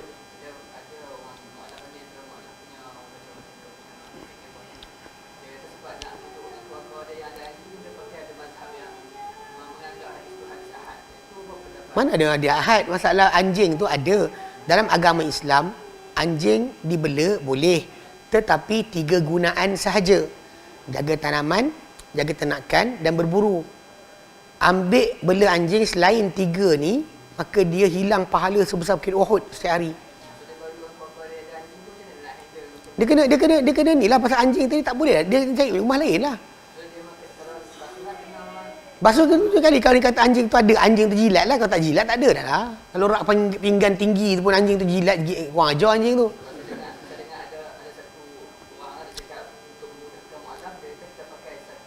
Mana ada mazhab lain pun. Tak ada mazhab lain. Dia kadang orang kita Malaysia ni, dia anggap ada percanggahan terus jadi pendapat. Ada khilaf terus berkeluar hukum. Kita bukan dituntut dalam agama ini asal ada orang bercanggah kita boleh ubah kepala kita. Mana ada dalam agama macam tu. Yang dituntut atas kita adalah pastikan dalil mana yang sahih dulu. Dan memang Nabi tak bela dalam rumah dia anjing. Pernah bela, kemudian Nabi stop. Nabi sebut malaikat tak masuk rumah dalam ni ada anjing. So dengan sebab itu dia kena cari rumah lain lah. Tinggal. Anjing tak boleh macam tu. Dan banyak kes yang sekarang tak didedahkan. Orang beli anjing dalam rumah. Anjing serang tuan dia tau. Yang mati kena gigit dan sebagainya. Anak putus tangan pun ada. Rottweiler. Dia beli anjing Rottweiler dalam rumah. Baby dia kena gigit anjing putus tangan. Tapi semua orang diam. Macam tak adalah. Kat mereka syarikat lagi banyak. Turki zaman Osmaniyah, Turki zaman Abu Bakar Kamal Atatürk. Bukannya amal Islam. Tak ada amal Islam Buang. Dia bukan masalah orang tu Morocco. Bukan orang tu sekian. Soalan dia apa dalil dia? Bukan ada mazhab kata. Kalau ada mazhab kata, liwat bini pun ada mazhab kata boleh. Kenapa? Liwat bini. Datang mana ajarannya tu? Dalam Islam ni kita bukan asal orang ada kata boleh. Memanglah itu sebab kenapa mu'allaf tadi. Jangan bagi hantar kat orang gila. Orang gila yang tu memang ajarkan bukan. Hantar kat kami dekat Al-Khadim. Kami ajar betul-betul. Dia kadang mengajar, dia pergi Islam bukan ni masalah. Sudah datang dia kata anak dia nak main anjing. Kita sebut hadis Nabi. Tak boleh pasal Nabi kata boleh bela anjing tu hanya 3 benda je. Kalau bela anjing bukan pet. Pasal dia punya kita panggil apa? Tradisi dia ataupun dia punya tu adalah berburu. Dia adalah untuk memburu. So, dia akan serang orang sebagainya. Benda macam ni sekarang kita ada masalah dekat belah Sarawak. Sampai jadi kes orang kena gigit. Kononnya nak bela anjing sangat. Nak bagi anjing ada hak asasi anjing. Kan asasi manusia. Hak asasi anjing. Tembak ke perbandaran tembak salah. Salah sekali anjing-anjing tu bersepah. Sebarkan penyakit sawan. Rabies. Kan gigit orang mati. Lepas tu pertubuhan binatang-binatang tadi tu tak bayar pun pada orang tadi. Kalau dia kata, okey jangan bunuh anjing, kami bayar. Siapa kena gigit, kami bayar. Bolehlah. Ini tak ada sebab tiba-tiba suruh nak macam tu. Anjing bukan untuk itu. Realiti dia anjing tadi ada kegunaan dia. Dia tools yang kita boleh gunakan pada tempatnya. Penggunaan pada keadaan tadi tak betul. Kecuali orang mu'allaf tadi tu, memang tak nak pun ikut Islam sangat. Itu tajuk lain lah pula. Dan nak ikut Islam ni kita bagi tahu hukum dia. Okay? Baik. Jep. Malaikat rahmat lah. Malaikat maut datang cabut. Yep. Gambar terpatung. Dia actually surah, kalimah surah dalam bahasa Arab asal maksudnya adalah ukiran. Dia bukan surah macam surah fotografi kita. Tapi dimasukkan sekaligus oleh para ulama sebab kesan dia sama. Orang yang gantung gambar. Tuan-tuan dekat Kedah ni memang ada masalah ni. Gambar Sultan Abdul Hamid gantung dalam kedai. Saya mula kena cerita ni. Saya dekat rumah saya, dekat Kota Damansara. Saya masuk kedai, ada jiran kita orang buka kedai runcit dekat bawah, tingkat bawah lobi tu. Kan? Jadi kita pun pergilah beli barang, beli air, beli sekian. Okeylah. Sekali saya nampak gambar. Saya kata, siapa tu? Sultan Kedah. Saya kata, saudara ke? Dia kata, bukan. Saya macam confused. Sultan Kedah bukan saudara engkau. Lepas tu kau tengah gantung buat apa? Lepas tu saya balik ke Sungai Petani, pak mertua saya punya jiran cerita. Lah, ustaz tak tahu kau? Dia kata, kat Kedah ni gini. Rupanya, Ustaz Aziz Sobri cerita dengan saya. Dia kata dulu, ada orang Cina ni, tak tahu dekat belah sini ke, dekat belah Alostar ke, kat belah apa, menghala ke arah Penang ke, dia punya kedai asyik kena rompak. Sekali tu Ustaz Abdul Hamid datang ziarah, masuk kedai dia, keluar balik, lepas tu nak kena rompak dan makin maju. Lalu dia pun katalah semenjak Sultan datang, dia gantung gambar Sultan. Jadi lepas cerita orang Cina ni, semua orang ikut. Yang Melayu pun ikut. Tadi jalan saya tengok dalam pergi ke kedai runcit je, ada je gambar Sultan Abdul Hamid. So in the end dia punya kesan sama. Terutama gambar-gambar orang tertentu yang digantung dan dimuliakan, itu sama, tak boleh. Malaikat tak masuk. Dan malaikat tak masuk, dan malaikat rahmat. Malaikat mengaminkan doa kita, malaikat yang mendoakan keampunan kita, itu tak ada. Malaikat maut pasti datang. Okey, baik. Bab ke-10, mengenai haid dan nifas. Haid dari segi bahasa, aliran. Hadha, yahidu, aliran. Dari segi syarak adalah darah tabi'i dan semula jadi yang keluar dari dasar rahim pada waktu-waktu tertentu ketika sihatnya seorang wanita, bukan sebab kelahiran. Kalau kelahiran dipanggil nifas. Okey. Nifas pula darah yang keluar dari wanita ketika kelahiran. Bila dilahirkan anak, apa darah keluar lepas mengiringi kelahiran tadi dipanggil nifas. Okey. Basic dia, kalau yang orang tak faham lagi, sebenarnya darah haid ni dinding rahim wanita, tempat di mana anak tu patut membesar, terbentuk. Dia ada dinding. Dinding dia ni sebulan sekali akan ditanggalkan. Dia akan bengkak, tanggal, buang. Sebab untuk bagi dinding yang fresh bulan depan, untuk kalau ada benih yang dah bercantum, boleh lekat dalam tu jadi anak. So dinding tu sentiasa ditukar. Dia darah haid tu ada dinding rahim yang dibuang sebulan sekali. Sebulan sekali dibuang. Itu sebenarnya darah haid tadi. Dia itu berkaitan kesuburan ataupun kelahiran. Bila wanita tu masih lagi menghasilkan ovum, dia akan sentiasa. Bila dia dah tak boleh untuk melahirkan anak, atau dia akan berhenti. Darah tu akan berhenti. Sebab dinding rahim tu dah tak perlukan lagi diganti. Sebab tak ada akan berlaku sebarang kelahiran ataupun persenyawaan sperma dan ovum untuk ditanam di situ. Itu asal dia. Baik. Persoalan pertama, permulaan waktu haid dan penamatannya. Tidak ada haid sebelum sempurna 9 tahun. Ini pendapat para ulama, kerana tidak sabit dari kewujudan ini untuk seorang wanita haid sebelum ini. Ada kadang ganja-ganja tu 7 pun ada kadang kita dengar lah. Dari normal 9 ke atas. Sebelum 9 sebenarnya boleh kata mustahil berlaku. Okey. Sebenarnya diriwayatkan daripada Aisyah radhiyallahu anha bahawa beliau berkata, apabila mencecah seorang kanak-kanak perempuan 9 tahun, maka dia seorang wanita. Kata-kata Aisyah, apabila mencecah seorang kanak-kanak umur 9 tahun, dia adalah seorang wanita. Okey, nanti ada haid pula selepas 50 tahun pada kebiasaan mengikut pendapat yang sahih. Biasanya dalam 40-an tu dah stop lah. Lepas 50 tu biasanya tak jadi. Kalau dia kata ada pun jarang-jarang. Okey, telah diriwayatkan daripada Aisyah radhiyallahu anha, beliau berkata, apabila mencecah seorang wanita 50 tahun, keluarlah dia daripada batasan haid. Tapi macam kita kata ni, kejanggalan kadang berlaku. Ada orang yang pelik-pelik kadang 60 tahun sebagainya, nenek tua boleh dekat India boleh beranak. Ada lagi. Benda ni adalah apa yang Allah Ta'ala jadikan. Tapi dari segi majoriti, semua macam tu. Macam ikut color. Semua orang yang normal, color merah-merah, hijau-hijau. Tapi kalau kata orang tu cacat colour, adalah dalam masyarakat ada tak? Ada, bukan tak ada. Lain colour nampak, lain dia sebut. Sebab tu orang yang sekolah mandu, kan dia, JPJ punya test tu kan dia test yang tentang nombor tu. Itu untuk mengetahui orang tu buta colour ke tidak. Sebab dari sudut asal, bila dia buta colour atau nampak colour yang lain daripada colour yang sepatutnya, dia mungkin akan melanggar lampu isyarat. Atau lampu isyarat tu sepatutnya berjalan, dia berhenti. Untuk mengelakkan benda berkenaan, maka itulah peraturan tu dibuat. Tapi biasanya diorang skip. Sekolah mandu biasa akan ajar pada orang yang buta colour ni, kau nampak warna ini, nombor ini. Warna ini, nombor ini. Dia beritahu. Siap-siap. Jadi orang ni hafal lah. Walaupun dia tak nampak. Dia tak nampak. Okey, faham. Jadi segi asal macam tu juga wanita. Pada asal dia kata 9 tahun permulaan, lepas 50 tahun kebiasaan tak ada dah. Ini kebiasaannya. Tapi dan banyak-banyak tadi ada yang tak jadi, ya ada lah. Okey, baik. Persoalan ketiga, kebiasaan haid. Mana tempoh biasa berapa? Kebiasaan adalah 6 atau 7 hari. Kerana sabda baginda SAW kepada Hamnah binti Jahsh. Ini apa yang Nabi SAW sebut pada dia. Nanti kita baca lah, wanita-wanita yang datang darah berterusan pada zaman Nabi SAW hidup. Ada yang kena 6 tahun, 7 tahun. Mereka keluar darah berterusan, tak berhenti. Sehingga Nabi SAW bagi tahu pada mereka ada berbeza-beza cara ikut pada kondisi yang berlainan. Sebab ada wanita, dia tahu haid dia punya colour.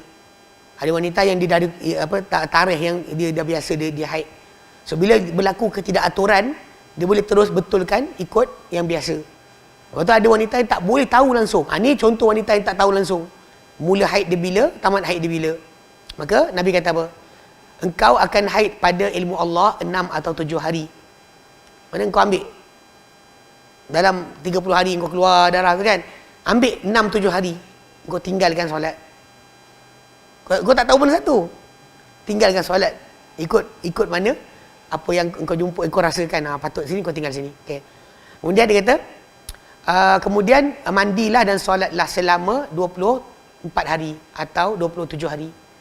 Sebagaimana datang haid golongan wanita, haid golongan wanita dan menjadi suci golongan wanita. Datang haid golongan wanita, suci golongan wanita. Maksudnya kalau ikutkan biasa, 6 hari, 7 hari datang, kemudian baki itu bersih. 26 atau 27 hari. 24 atau 24 atau 23 hari. Kemudian datang balik. So Nabi suruh tinggalkan tahu daripada sebulan tu just left out. Pilih je 7 hari untuk kau tidak solat. Yang baki tu kau solat. Dan bulan depan buat lagi. Ini masalah Nabi SAW berikan dia solution yang sedemikian. Okey.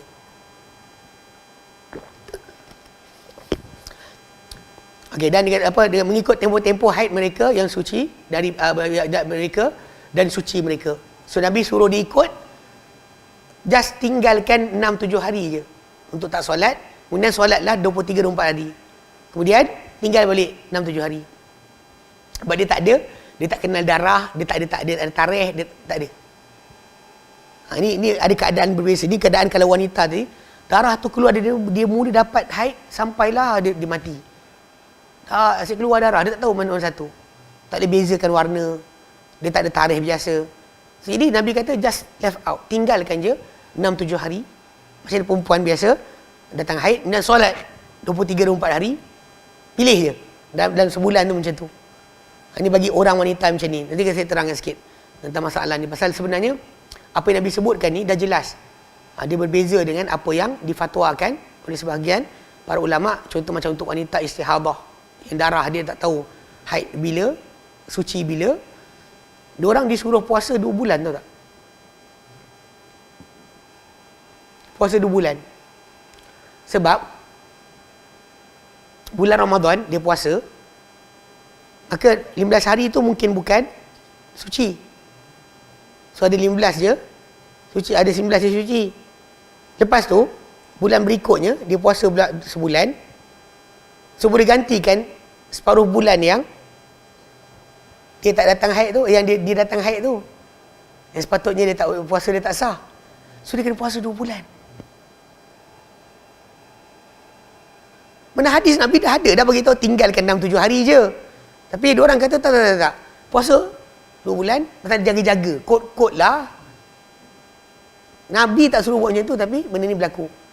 Kita dengar kesian, perempuan kalau ikut pada sudut tu, jenuh lah. Puasa 2 bulan, 2 bulan straight.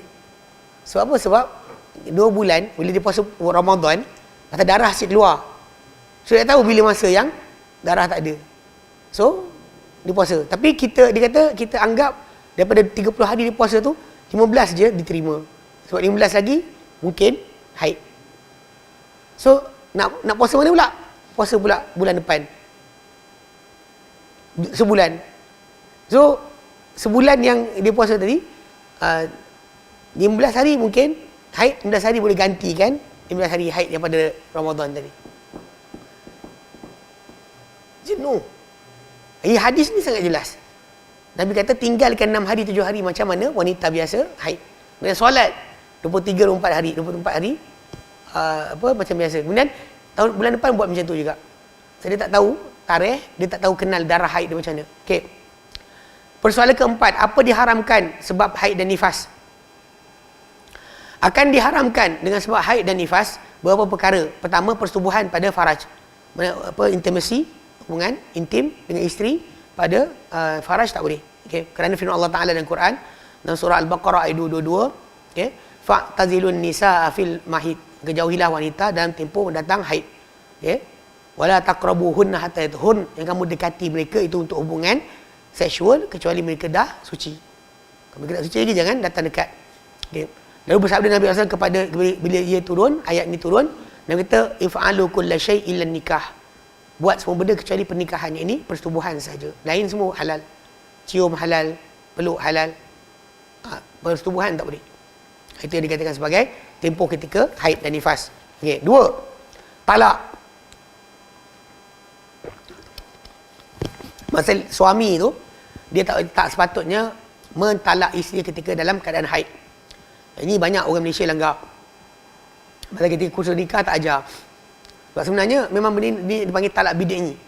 Talak ketika dalam keadaan haid, dia adalah talak yang dikatakan bid'i, tak ikut sunnah.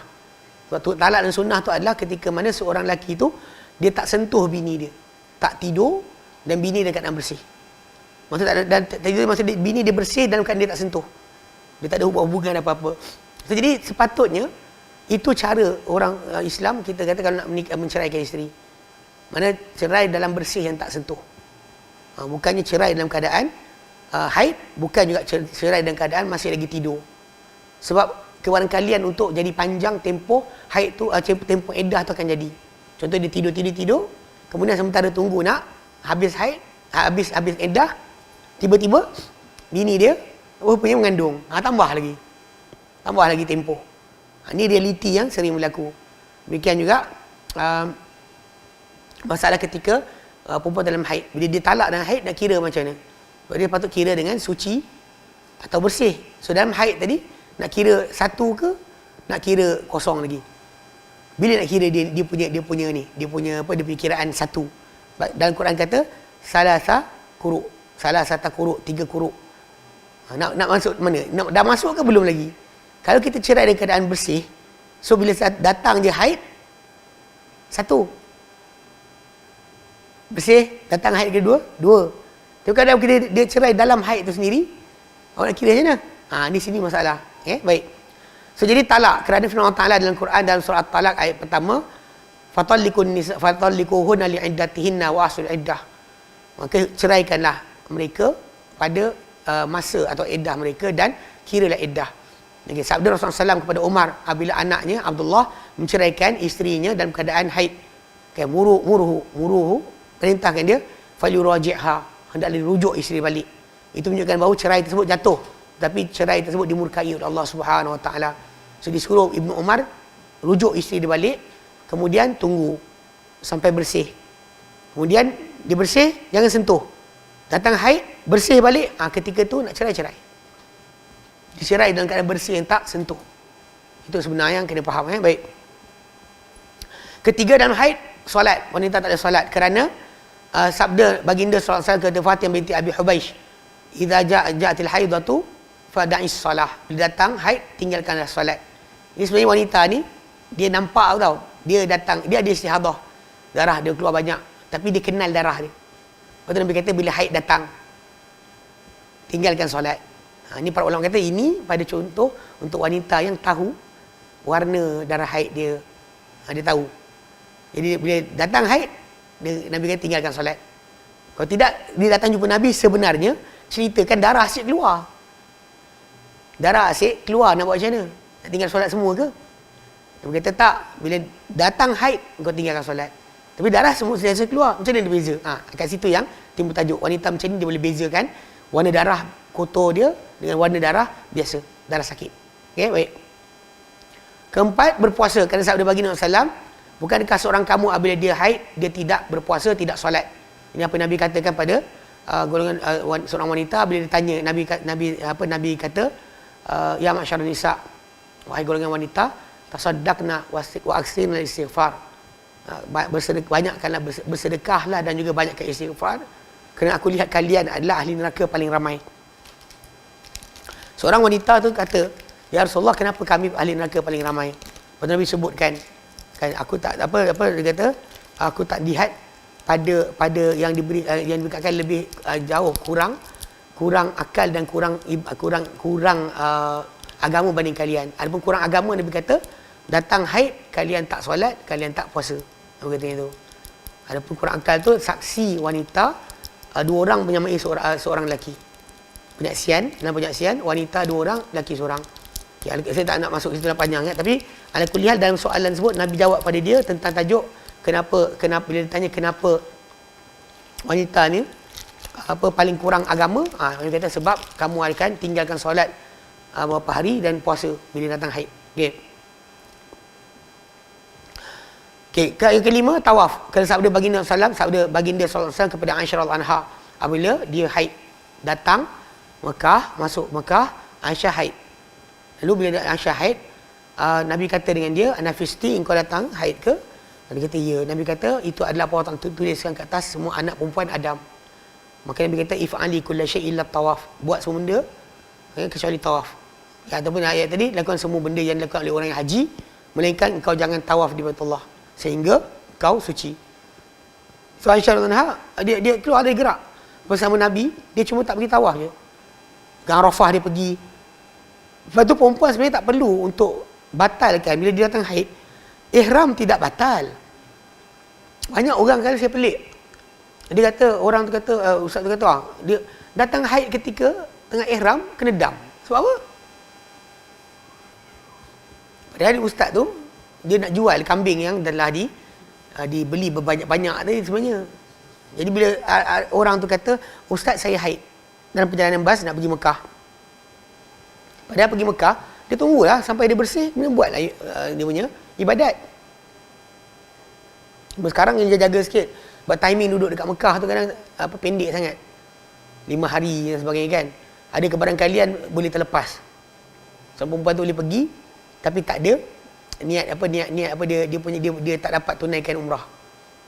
Sebab dia masuk tu dalam haid. Lepas tu kita orang nak belah, nak tinggalkan Mekah, dia dalam haid lagi.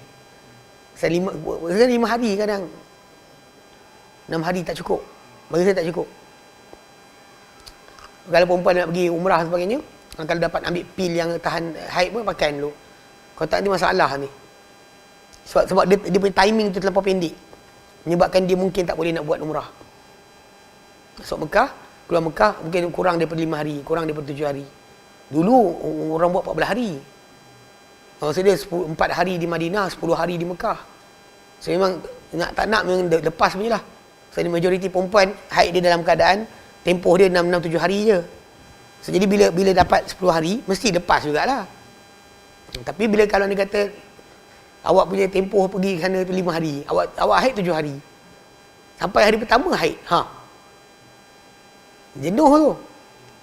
Itu kena remind balik. Pada banyak orang kalau buat tunaikan umrah kena faham tajuk tu. Okey. So dia kata kat situ okey, dan Aisyah radhiyallahu anha waktu time dia buat umrah, yang dia bagi umrah Aisyah radhiyallahu anha daripada Tan'im tu, sebab dia tak dapat nak tunaikan umrah haji. So dia balik, dia punya tawaf dan sa'i dia masuk sekali dalam perbuatan haji dia. Orang lain datang Mekah buat umrah dulu, kemudian baru sambung tunggu buat haji pula. Yang kita matuk ke yang ifrat ke. Aisyah balik dengan satu. Tadi kata ya Rasulullah, semua orang balik bawa dua, aku bawa satu. Maka Nabi suruh Abdul Rahman bin Abi Bakr bawa Aisyah pergi ke Tan'im. Niat di situ, masuk balik. Tapi Abdul Rahman tak buat. Dia tak buat umrah.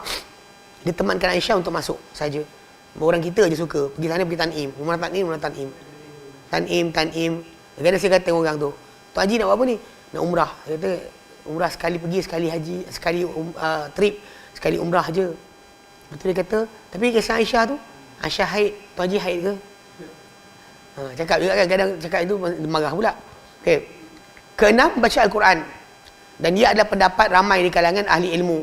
Dari kalangan para sahabat, para tabi'in serta orang selepas mereka. Ada pendapat kata boleh.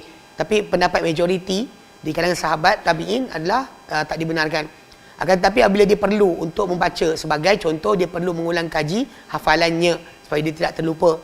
Tidak lupa, atau mengajarkan pelajar-pelajar perempuan di sekolah atau membawa wirid-wirid yang dibolehkan untuk perkara-perkara berkenaan. Jika dia tidak perlu, maka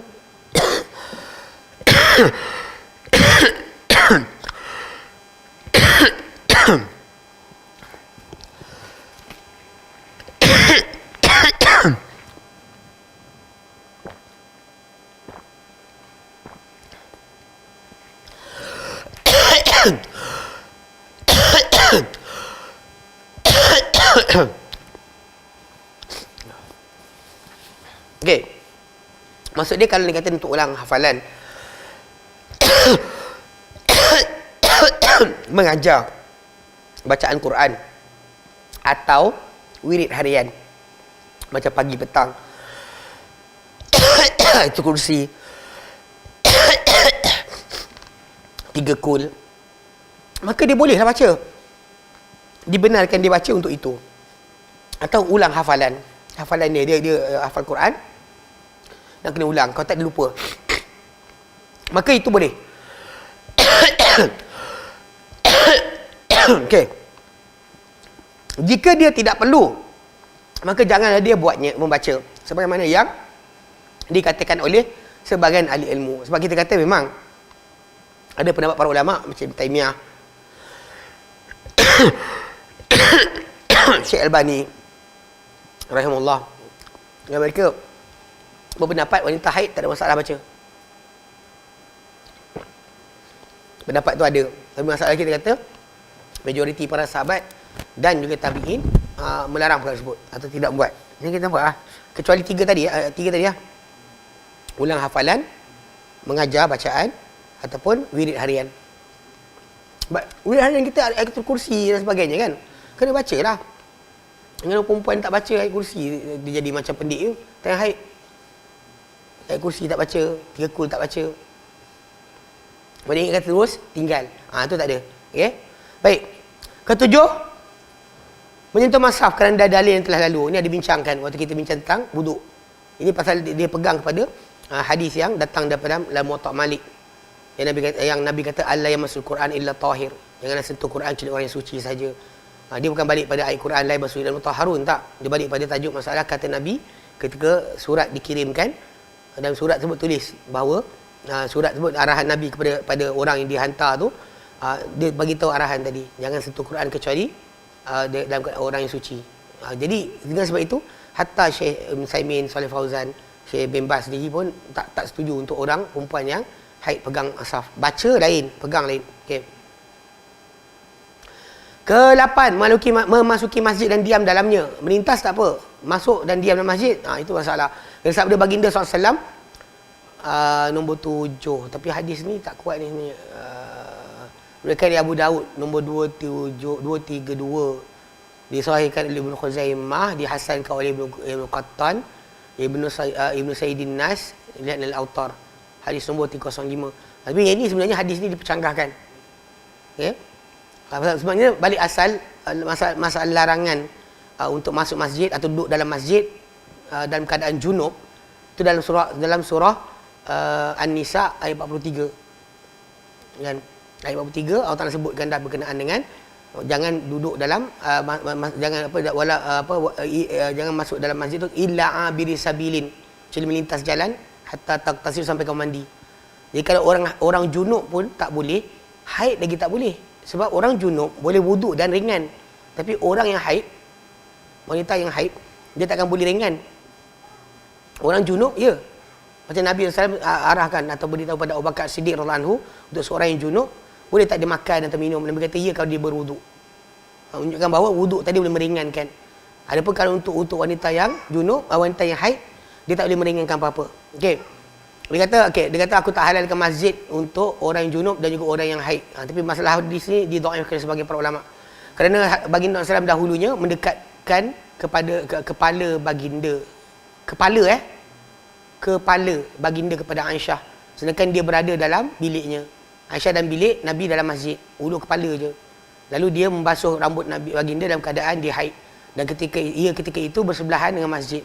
Dia patutnya masuk, ialah tak ada. Dia ulu kepala je. Okey.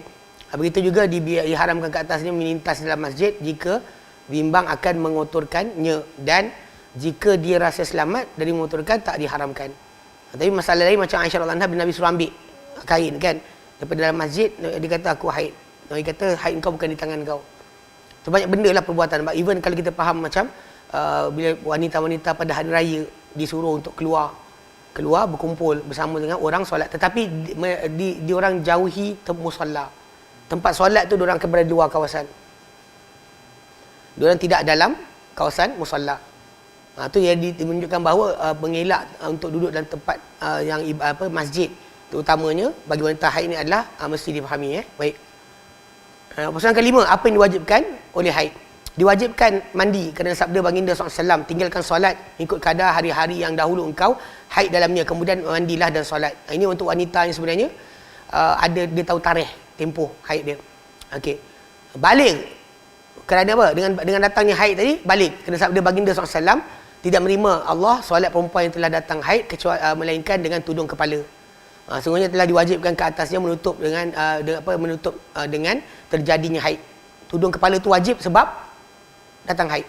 Okey, maka dia menunjukkan kepada taklif terhasil dengan datang haid. Dan ia terhasil dengan kebaliran. Baligh itu datang dengan haid. Ketiga, beriddah. Dengan wanita tu datang haid atau ada haid, dia akan digunakan dia sebagai iddah.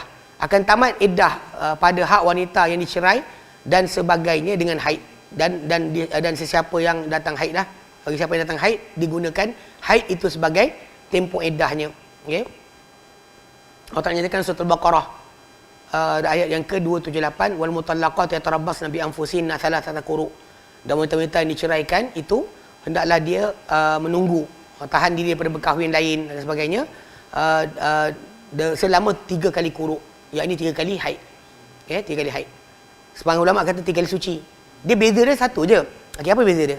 Okey, katakanlah ini haid. Okay. Bila mazhab Syafi'i, pasal dia kata suci itu adalah kiraan, bila haid tu datang saja satu. Pihak yang kata quru' tu adalah quru' tu adalah haid, dia kata habis haid baru satu. Contoh macam katakan wanita tu kena cerai dengan suami dia kat sini pada tarikh ni. Kemudian datang haid. Datang je haid, ikut mazhab Syafi'i, dia telah satu. Lepas tu yang jumhur yang kata suci itu haid itu adalah kiraan, habis haid baru satu. Lepas tu haid kedua kan? Haid kedua pula. Datang haid kedua, mazhab Syafi'i dah kira dua. Mazhab lain dia kata habis haid ni baru dua. Dia yang tajuk dia 3. Bila yang ketiga, datang haid kali ketiga, ikut mazhab Syafi'i, perempuan tu telah merdeka daripada suami dia. Putus. Mazhab yang kata quru' tu adalah haid bukan suci. Habis haid ni baru habis ketiga. Datang suci baru ketiga. Itu beza dia. Beza dia, haid itu sebagai permulaan untuk kiraan atau pengakhiran. Okey. Baik. Okey, yang selain itu juga keempat, dengan haid ni hukum terhadap bersihnya rahim dalam bereddah adalah dengan haid. Okey, peringatan. Apabila bersih dari seorang wanita daripada haid atau nifas sebelum terbenamnya matahari, maka lazim ke atasnya untuk solat zuhur dan asar dari hari itu berkenaan. Kalau dia bersih pukul 5 petang, mana lepas waktu zuhur dah habis dah, tapi waktu asar, maka dia mesti solat zuhur dan asar. Okey.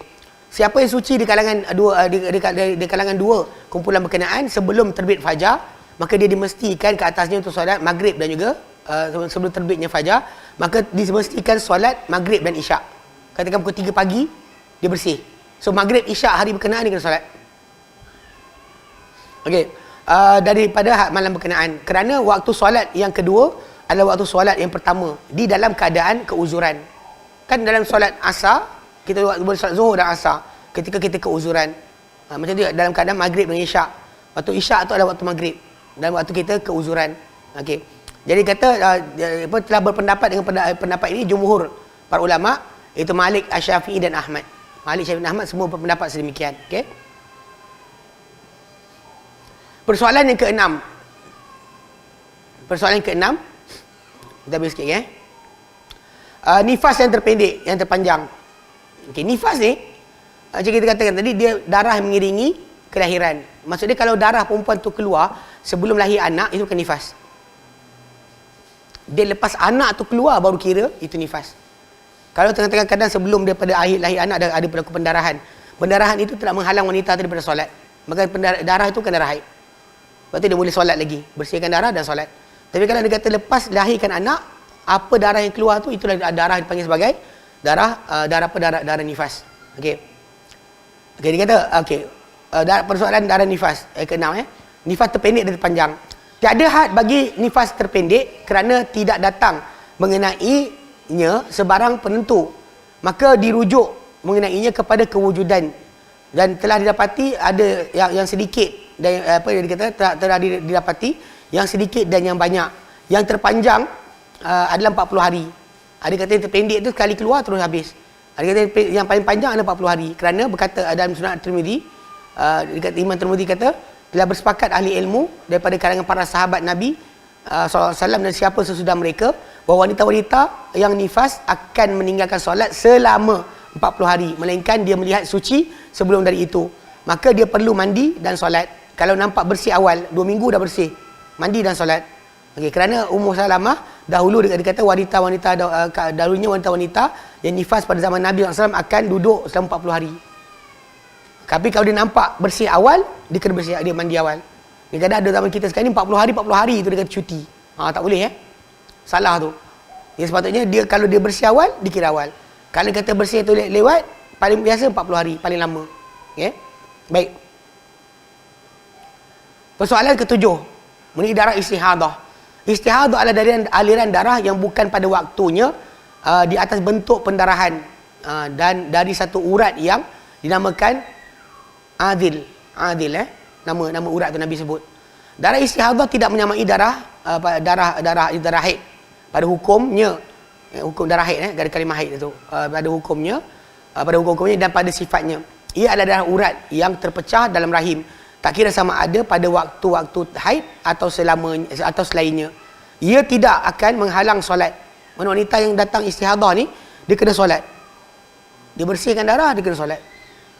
Bahkan puasa, dia tak menghalang. Sebab darah penyakit dia panggil.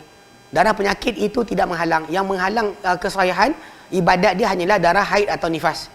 Darah yang lain tidak menghalang. Okay? Tidak juga pula puasa. Dan tidak juga persetubuhan. Kerana ia adalah pada hukum orang-orang yang suci. Wanita datang istihadah, dia masih suci. Dalilnya adalah hadis Fatimah binti Abi Hubaish. Dia datang berkata, aku telah berkata, wahai Rasulullah, sesungguhnya aku istihadah, maka aku tidak suci. Adakah perlu aku meninggalkan solat? Aku istihadah, jadi aku tak suci, aku tinggalkan solat ke? Nabi kata, baginda bersabda, tidak. Sesungguhnya ia adalah urat. Innama huwa irqun laisa bihaidin, bukannya haid. Idza ja'atil haid. Ni ayat. Bila datang haid, fada'i solat, tinggal solat. Wa idza adbarat, bila dia pergi, maka basuhlah daripada dirimu darah berkenaan dan solatlah. Maksudnya maksud dia darah haid dia boleh kenal. Sebab tu kita darah bila haid datang tinggalkan solat. Lepas tu bersihkan darah, kemudian mandi, kemudian solat. Okey. Maka wajib ke atasnya untuk basuh untuk mandi pada penamat haidnya yang muktabar, dan ketika istihadah dia perlu membasuh kemaluannya dan menjadikannya pada tempat keluar berkenaan, kapas dan sebagainya yang akan menghalang yang keluar. Dan hendaklah dia mengetatkan apa yang akan menahan ikatan sumbatan tersebut daripada jatuh, dan madai bagi semua itu tuala-tuala kesihatan pada zaman sekarang. Kan tuala wanita tu dah cukup dah. Kemudian dia berwuduk ketika masuk waktu setiap solat. Ini wanita istihadah. Kalau tak dia akan solat akhir solat asar, solat zuhur, awal waktu asar. Solat dua-dua solat sekaligus. Ya, dengan satu penyucian. Okey. Okey, wanita istihadah mempunyai 3 keadaan. Ada 3 keadaan ini yang kita sebut tadi. Keadaan pertama, bahawa dia mempunyai kebiasaan diketahui yang dengan tempoh haid. Okey, adalah sedia maklum di sisinya sebelum istihadah. Wanita ini akan duduk mengikut kadar kebiasaannya. Dia meninggalkan solat dan puasa, dan dia kira sebagai orang yang haid pada ketika haid itu datang. Apabila tamat kebiasaan dia mandi dan solat, dan dikira darah yang keluar sebagai darah istihadah. Kerana sabda baginda SAW kepada Ummu Habibah, kan, Nabi kata, diamlah engkau ikut kadar apa engkau dahulu haid disekat. Mana engkau dulu sekat berapa hari? Bila tarikh engkau kena sekat? Tinggalkan solat ketika hari tersebut, ya, oleh haidmu. Kemudian mandilah dan solatlah. So dia ini perempuan yang ada timing, ada jadual. Okey. Kemudian sekiranya dia tak mempunyai kebiasaan yang diketahui, tapi darahnya dapat berbeza. Sebab darah haid itu boleh dibezakan. Sebagaimana membawa sifat haid dengan bau dia adalah hitam dan atau pekat atau mempunyai bau.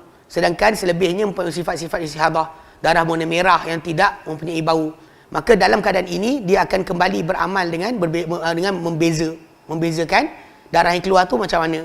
Macam Nabi kata kepada Fatimah binti Abi Hubaish, apabila idza kana damul haid, kan, fa innahu aswadun yu'raf. Kalau ia adalah darah haid, ia hitam diketahui, dikenali. Maka tahanlah solat, tahanlah daripada solat. Okay? Kemudian sekiranya apabila ia adalah satu lagi, maka berwuduklah dan solat. Ia hanya urat. So maksudnya Nabi suruh tengok dengan color. Okey. Yang ketiga, yang ini kita sebut tadi, berkenaan dengan wanita yang tak ada dua-dua sekali. Dia kata, sekiranya dia tak mempunyai kebiasaan atau sifat yang boleh dibezakan dengannya darah haid yang lain dan yang lain, maka wanita ini akan duduk mengikut kebiasaan haid 6 atau 7 hari. Kerana ia adalah kebiasaan kebanyakan wanita. Darah yang sesudah hari-hari ini, sesudah hari-hari ini adalah darah istihadah, dan dia perlu basuh, kemudian solat dan berpuasa. Kerana sabda baginda SAW kepada Hamnah binti Jahsh, Nabi kata apa? Ia hanyalah dorongan daripada syaitan. Okey? Maka engkau akan haid selama 6 hari atau 7 hari. Kemudian mandilah. Kemudian apabila bersih, maka solatlah dan puasalah, kerana sungguhnya ia memadai untuk kamu. Ya? Maknanya tolakan dari syaitan dan dorongan, iaitu bahawa syaitanlah yang menggerakkan darah berkenaan, menjadikan darah tadi keluar dengan banyaknya. Tapi ini yang ketiga lah. Jadi kalau ikut pada kaedah yang kita ada ni, 3 ni keadaan. Kalau perempuan tu rasa dia ada timing yang dia ingat, ikut timing tu. So apa luar dari timing berkenaan, itu adalah istihadah. Kalau dia kata dia tak ada timing, tapi dia ada kenal warna, ikut warna.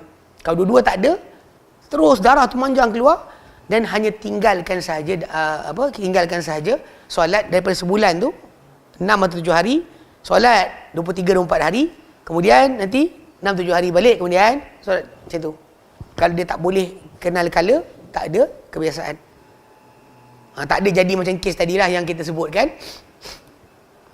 Kaedah bila nak puasa 2 bulan, sebab nak jaga-jaga kod-kod, dan nanti hari kita puasa tu punya hari haid, atau hari haid tu punya hari boleh puasa. Jadi puasa terus. Puasa tapi kena puasa 2 bulan. Dengar tu saya cakap, ya Allah, ya Tuhan ku. Kesianlah. Okey, wallahu alam, alhamdulillah kita habis kat situ. Ada soalan? InsyaAllah nanti kalau kita jumpa lagi, kita kena masuk ada buku lah pada kitab kita, insyaAllah. Okey, ada soalan? Ya. Air kencing unta. Okey, air kencing unta atau najis binatang kita makan dagingnya. Binatang yang kita makan dagingnya, lembu, unta, kambing, najis dia, kencing dia tidak seperti binatang yang haram kita makan. Para ulama berhujah untuk perkara ini dengan dua tajuk. Pertama, Nabi izinkan sahabat untuk solat di kandang kambing. Yang kita tahu kandang kambing tahi dia bersepah. So kalau ni kata benda tu dibenarkan, menunjukkan bahawa dia punya hukum tak macam najis keledai, najis binatang-binatang yang lain yang haram makan. Secondly, kencing unta tadi, yang mana diorang hujah kisah Uraniyin, kabilah Uraniyin datang ke Madinah. Diorang datang-datang sakit perut. Maka Nabi SAW suruh mereka minum air kencing unta campur susu unta. Bukan air kencing tu gogok macam tu. Campur dengan air kencing unta. Maka diminum dan diorang sembuh. So dari situ para ulama bahaskan, maksud dia air kencing binatang yang dimakan dagingnya, air kencing tahi binatang yang dimakan dagingnya, hukum dia ada perbezaan berdasarkan hadis Nabi. Jadi Nabi takkan bagi najis bagi minum kat orang. Nabi suruh minum. Maka menunjukkan dia ada kelonggaran. Pasal kita kata kalau ni kata binatang yang kita makan daging ni, kalau kita buat macam daging binatang daging lain, ketika kita lapar sebagainya, kadang-kadang mungkin ada terkencing, terkena sikit sebagainya, mungkin kita takut nanti terpecah ni lah, terpecah tu lah. Lepas tu kita belah perut, terkenalah daging dia, najis dia sendiri kan. Kadang-kadang benda tu akan menjadi tajuk lah. So jadi Allah Ta'ala maafkan, ringankan untuk kita binatang yang kita makan daging, hukum dia tak sama macam binatang yang tak makan daging. So macam air kecil unta tadi, najis unta tadi, dia dikira ikut pada tu najis tapi dimaafkan. Kalau kita terkena solat kan terkena najis unta, dimaafkan. Dimaafkan. Tidak sama seperti tahi binatang-binatang yang tak dimakan dagingnya. Jelas? Soalan lain? Tak ada. Ya, sila. Abang. Macam kes yang macam ada senang negara tu lah. Dia mungkin dia ubah air tambahan, air najis kan. Terus? Apabila dia air mineral boleh diminum kan. Terus? So macam mana? Dia okey, masalah penapisan, perbuatan menapis air yang kotor sampai jadi bersih untuk boleh diminum, dan terbukti memang air tadi memang bersih dari semua partikel ataupun bahan-bahan ampaian dalam air tadi daripada najis dan sebagainya. Maka halal lah. Tapi kalau air tu dibiar macam tu pun bertukar. Katalah air tu jatuh seekor babi dalam tu. Kemudian lepas berapa tahun babi tu pun tak nampak dah, air tu pun dah bersih. Boleh minum lah. Cuma tadi proses yang penapisan tadi mempercepatkan tapisan tadi, tu je. Dia tak ada hukum yang lain. Yang pasal memang air tadi cuma zaman dulu, satu masa dulu payah. Walaupun sebenarnya boleh kalau kita gunakan apa macam meruap kan. Kita buat bekas air, meruap air tu kan, dia meruap, memang tak bercampur dengan partikel tadi.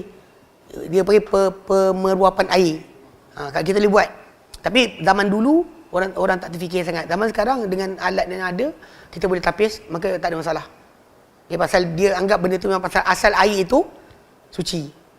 Kalau kita boleh hilangkan daripada dia benda yang tak suci tadi, dia suci balik lah.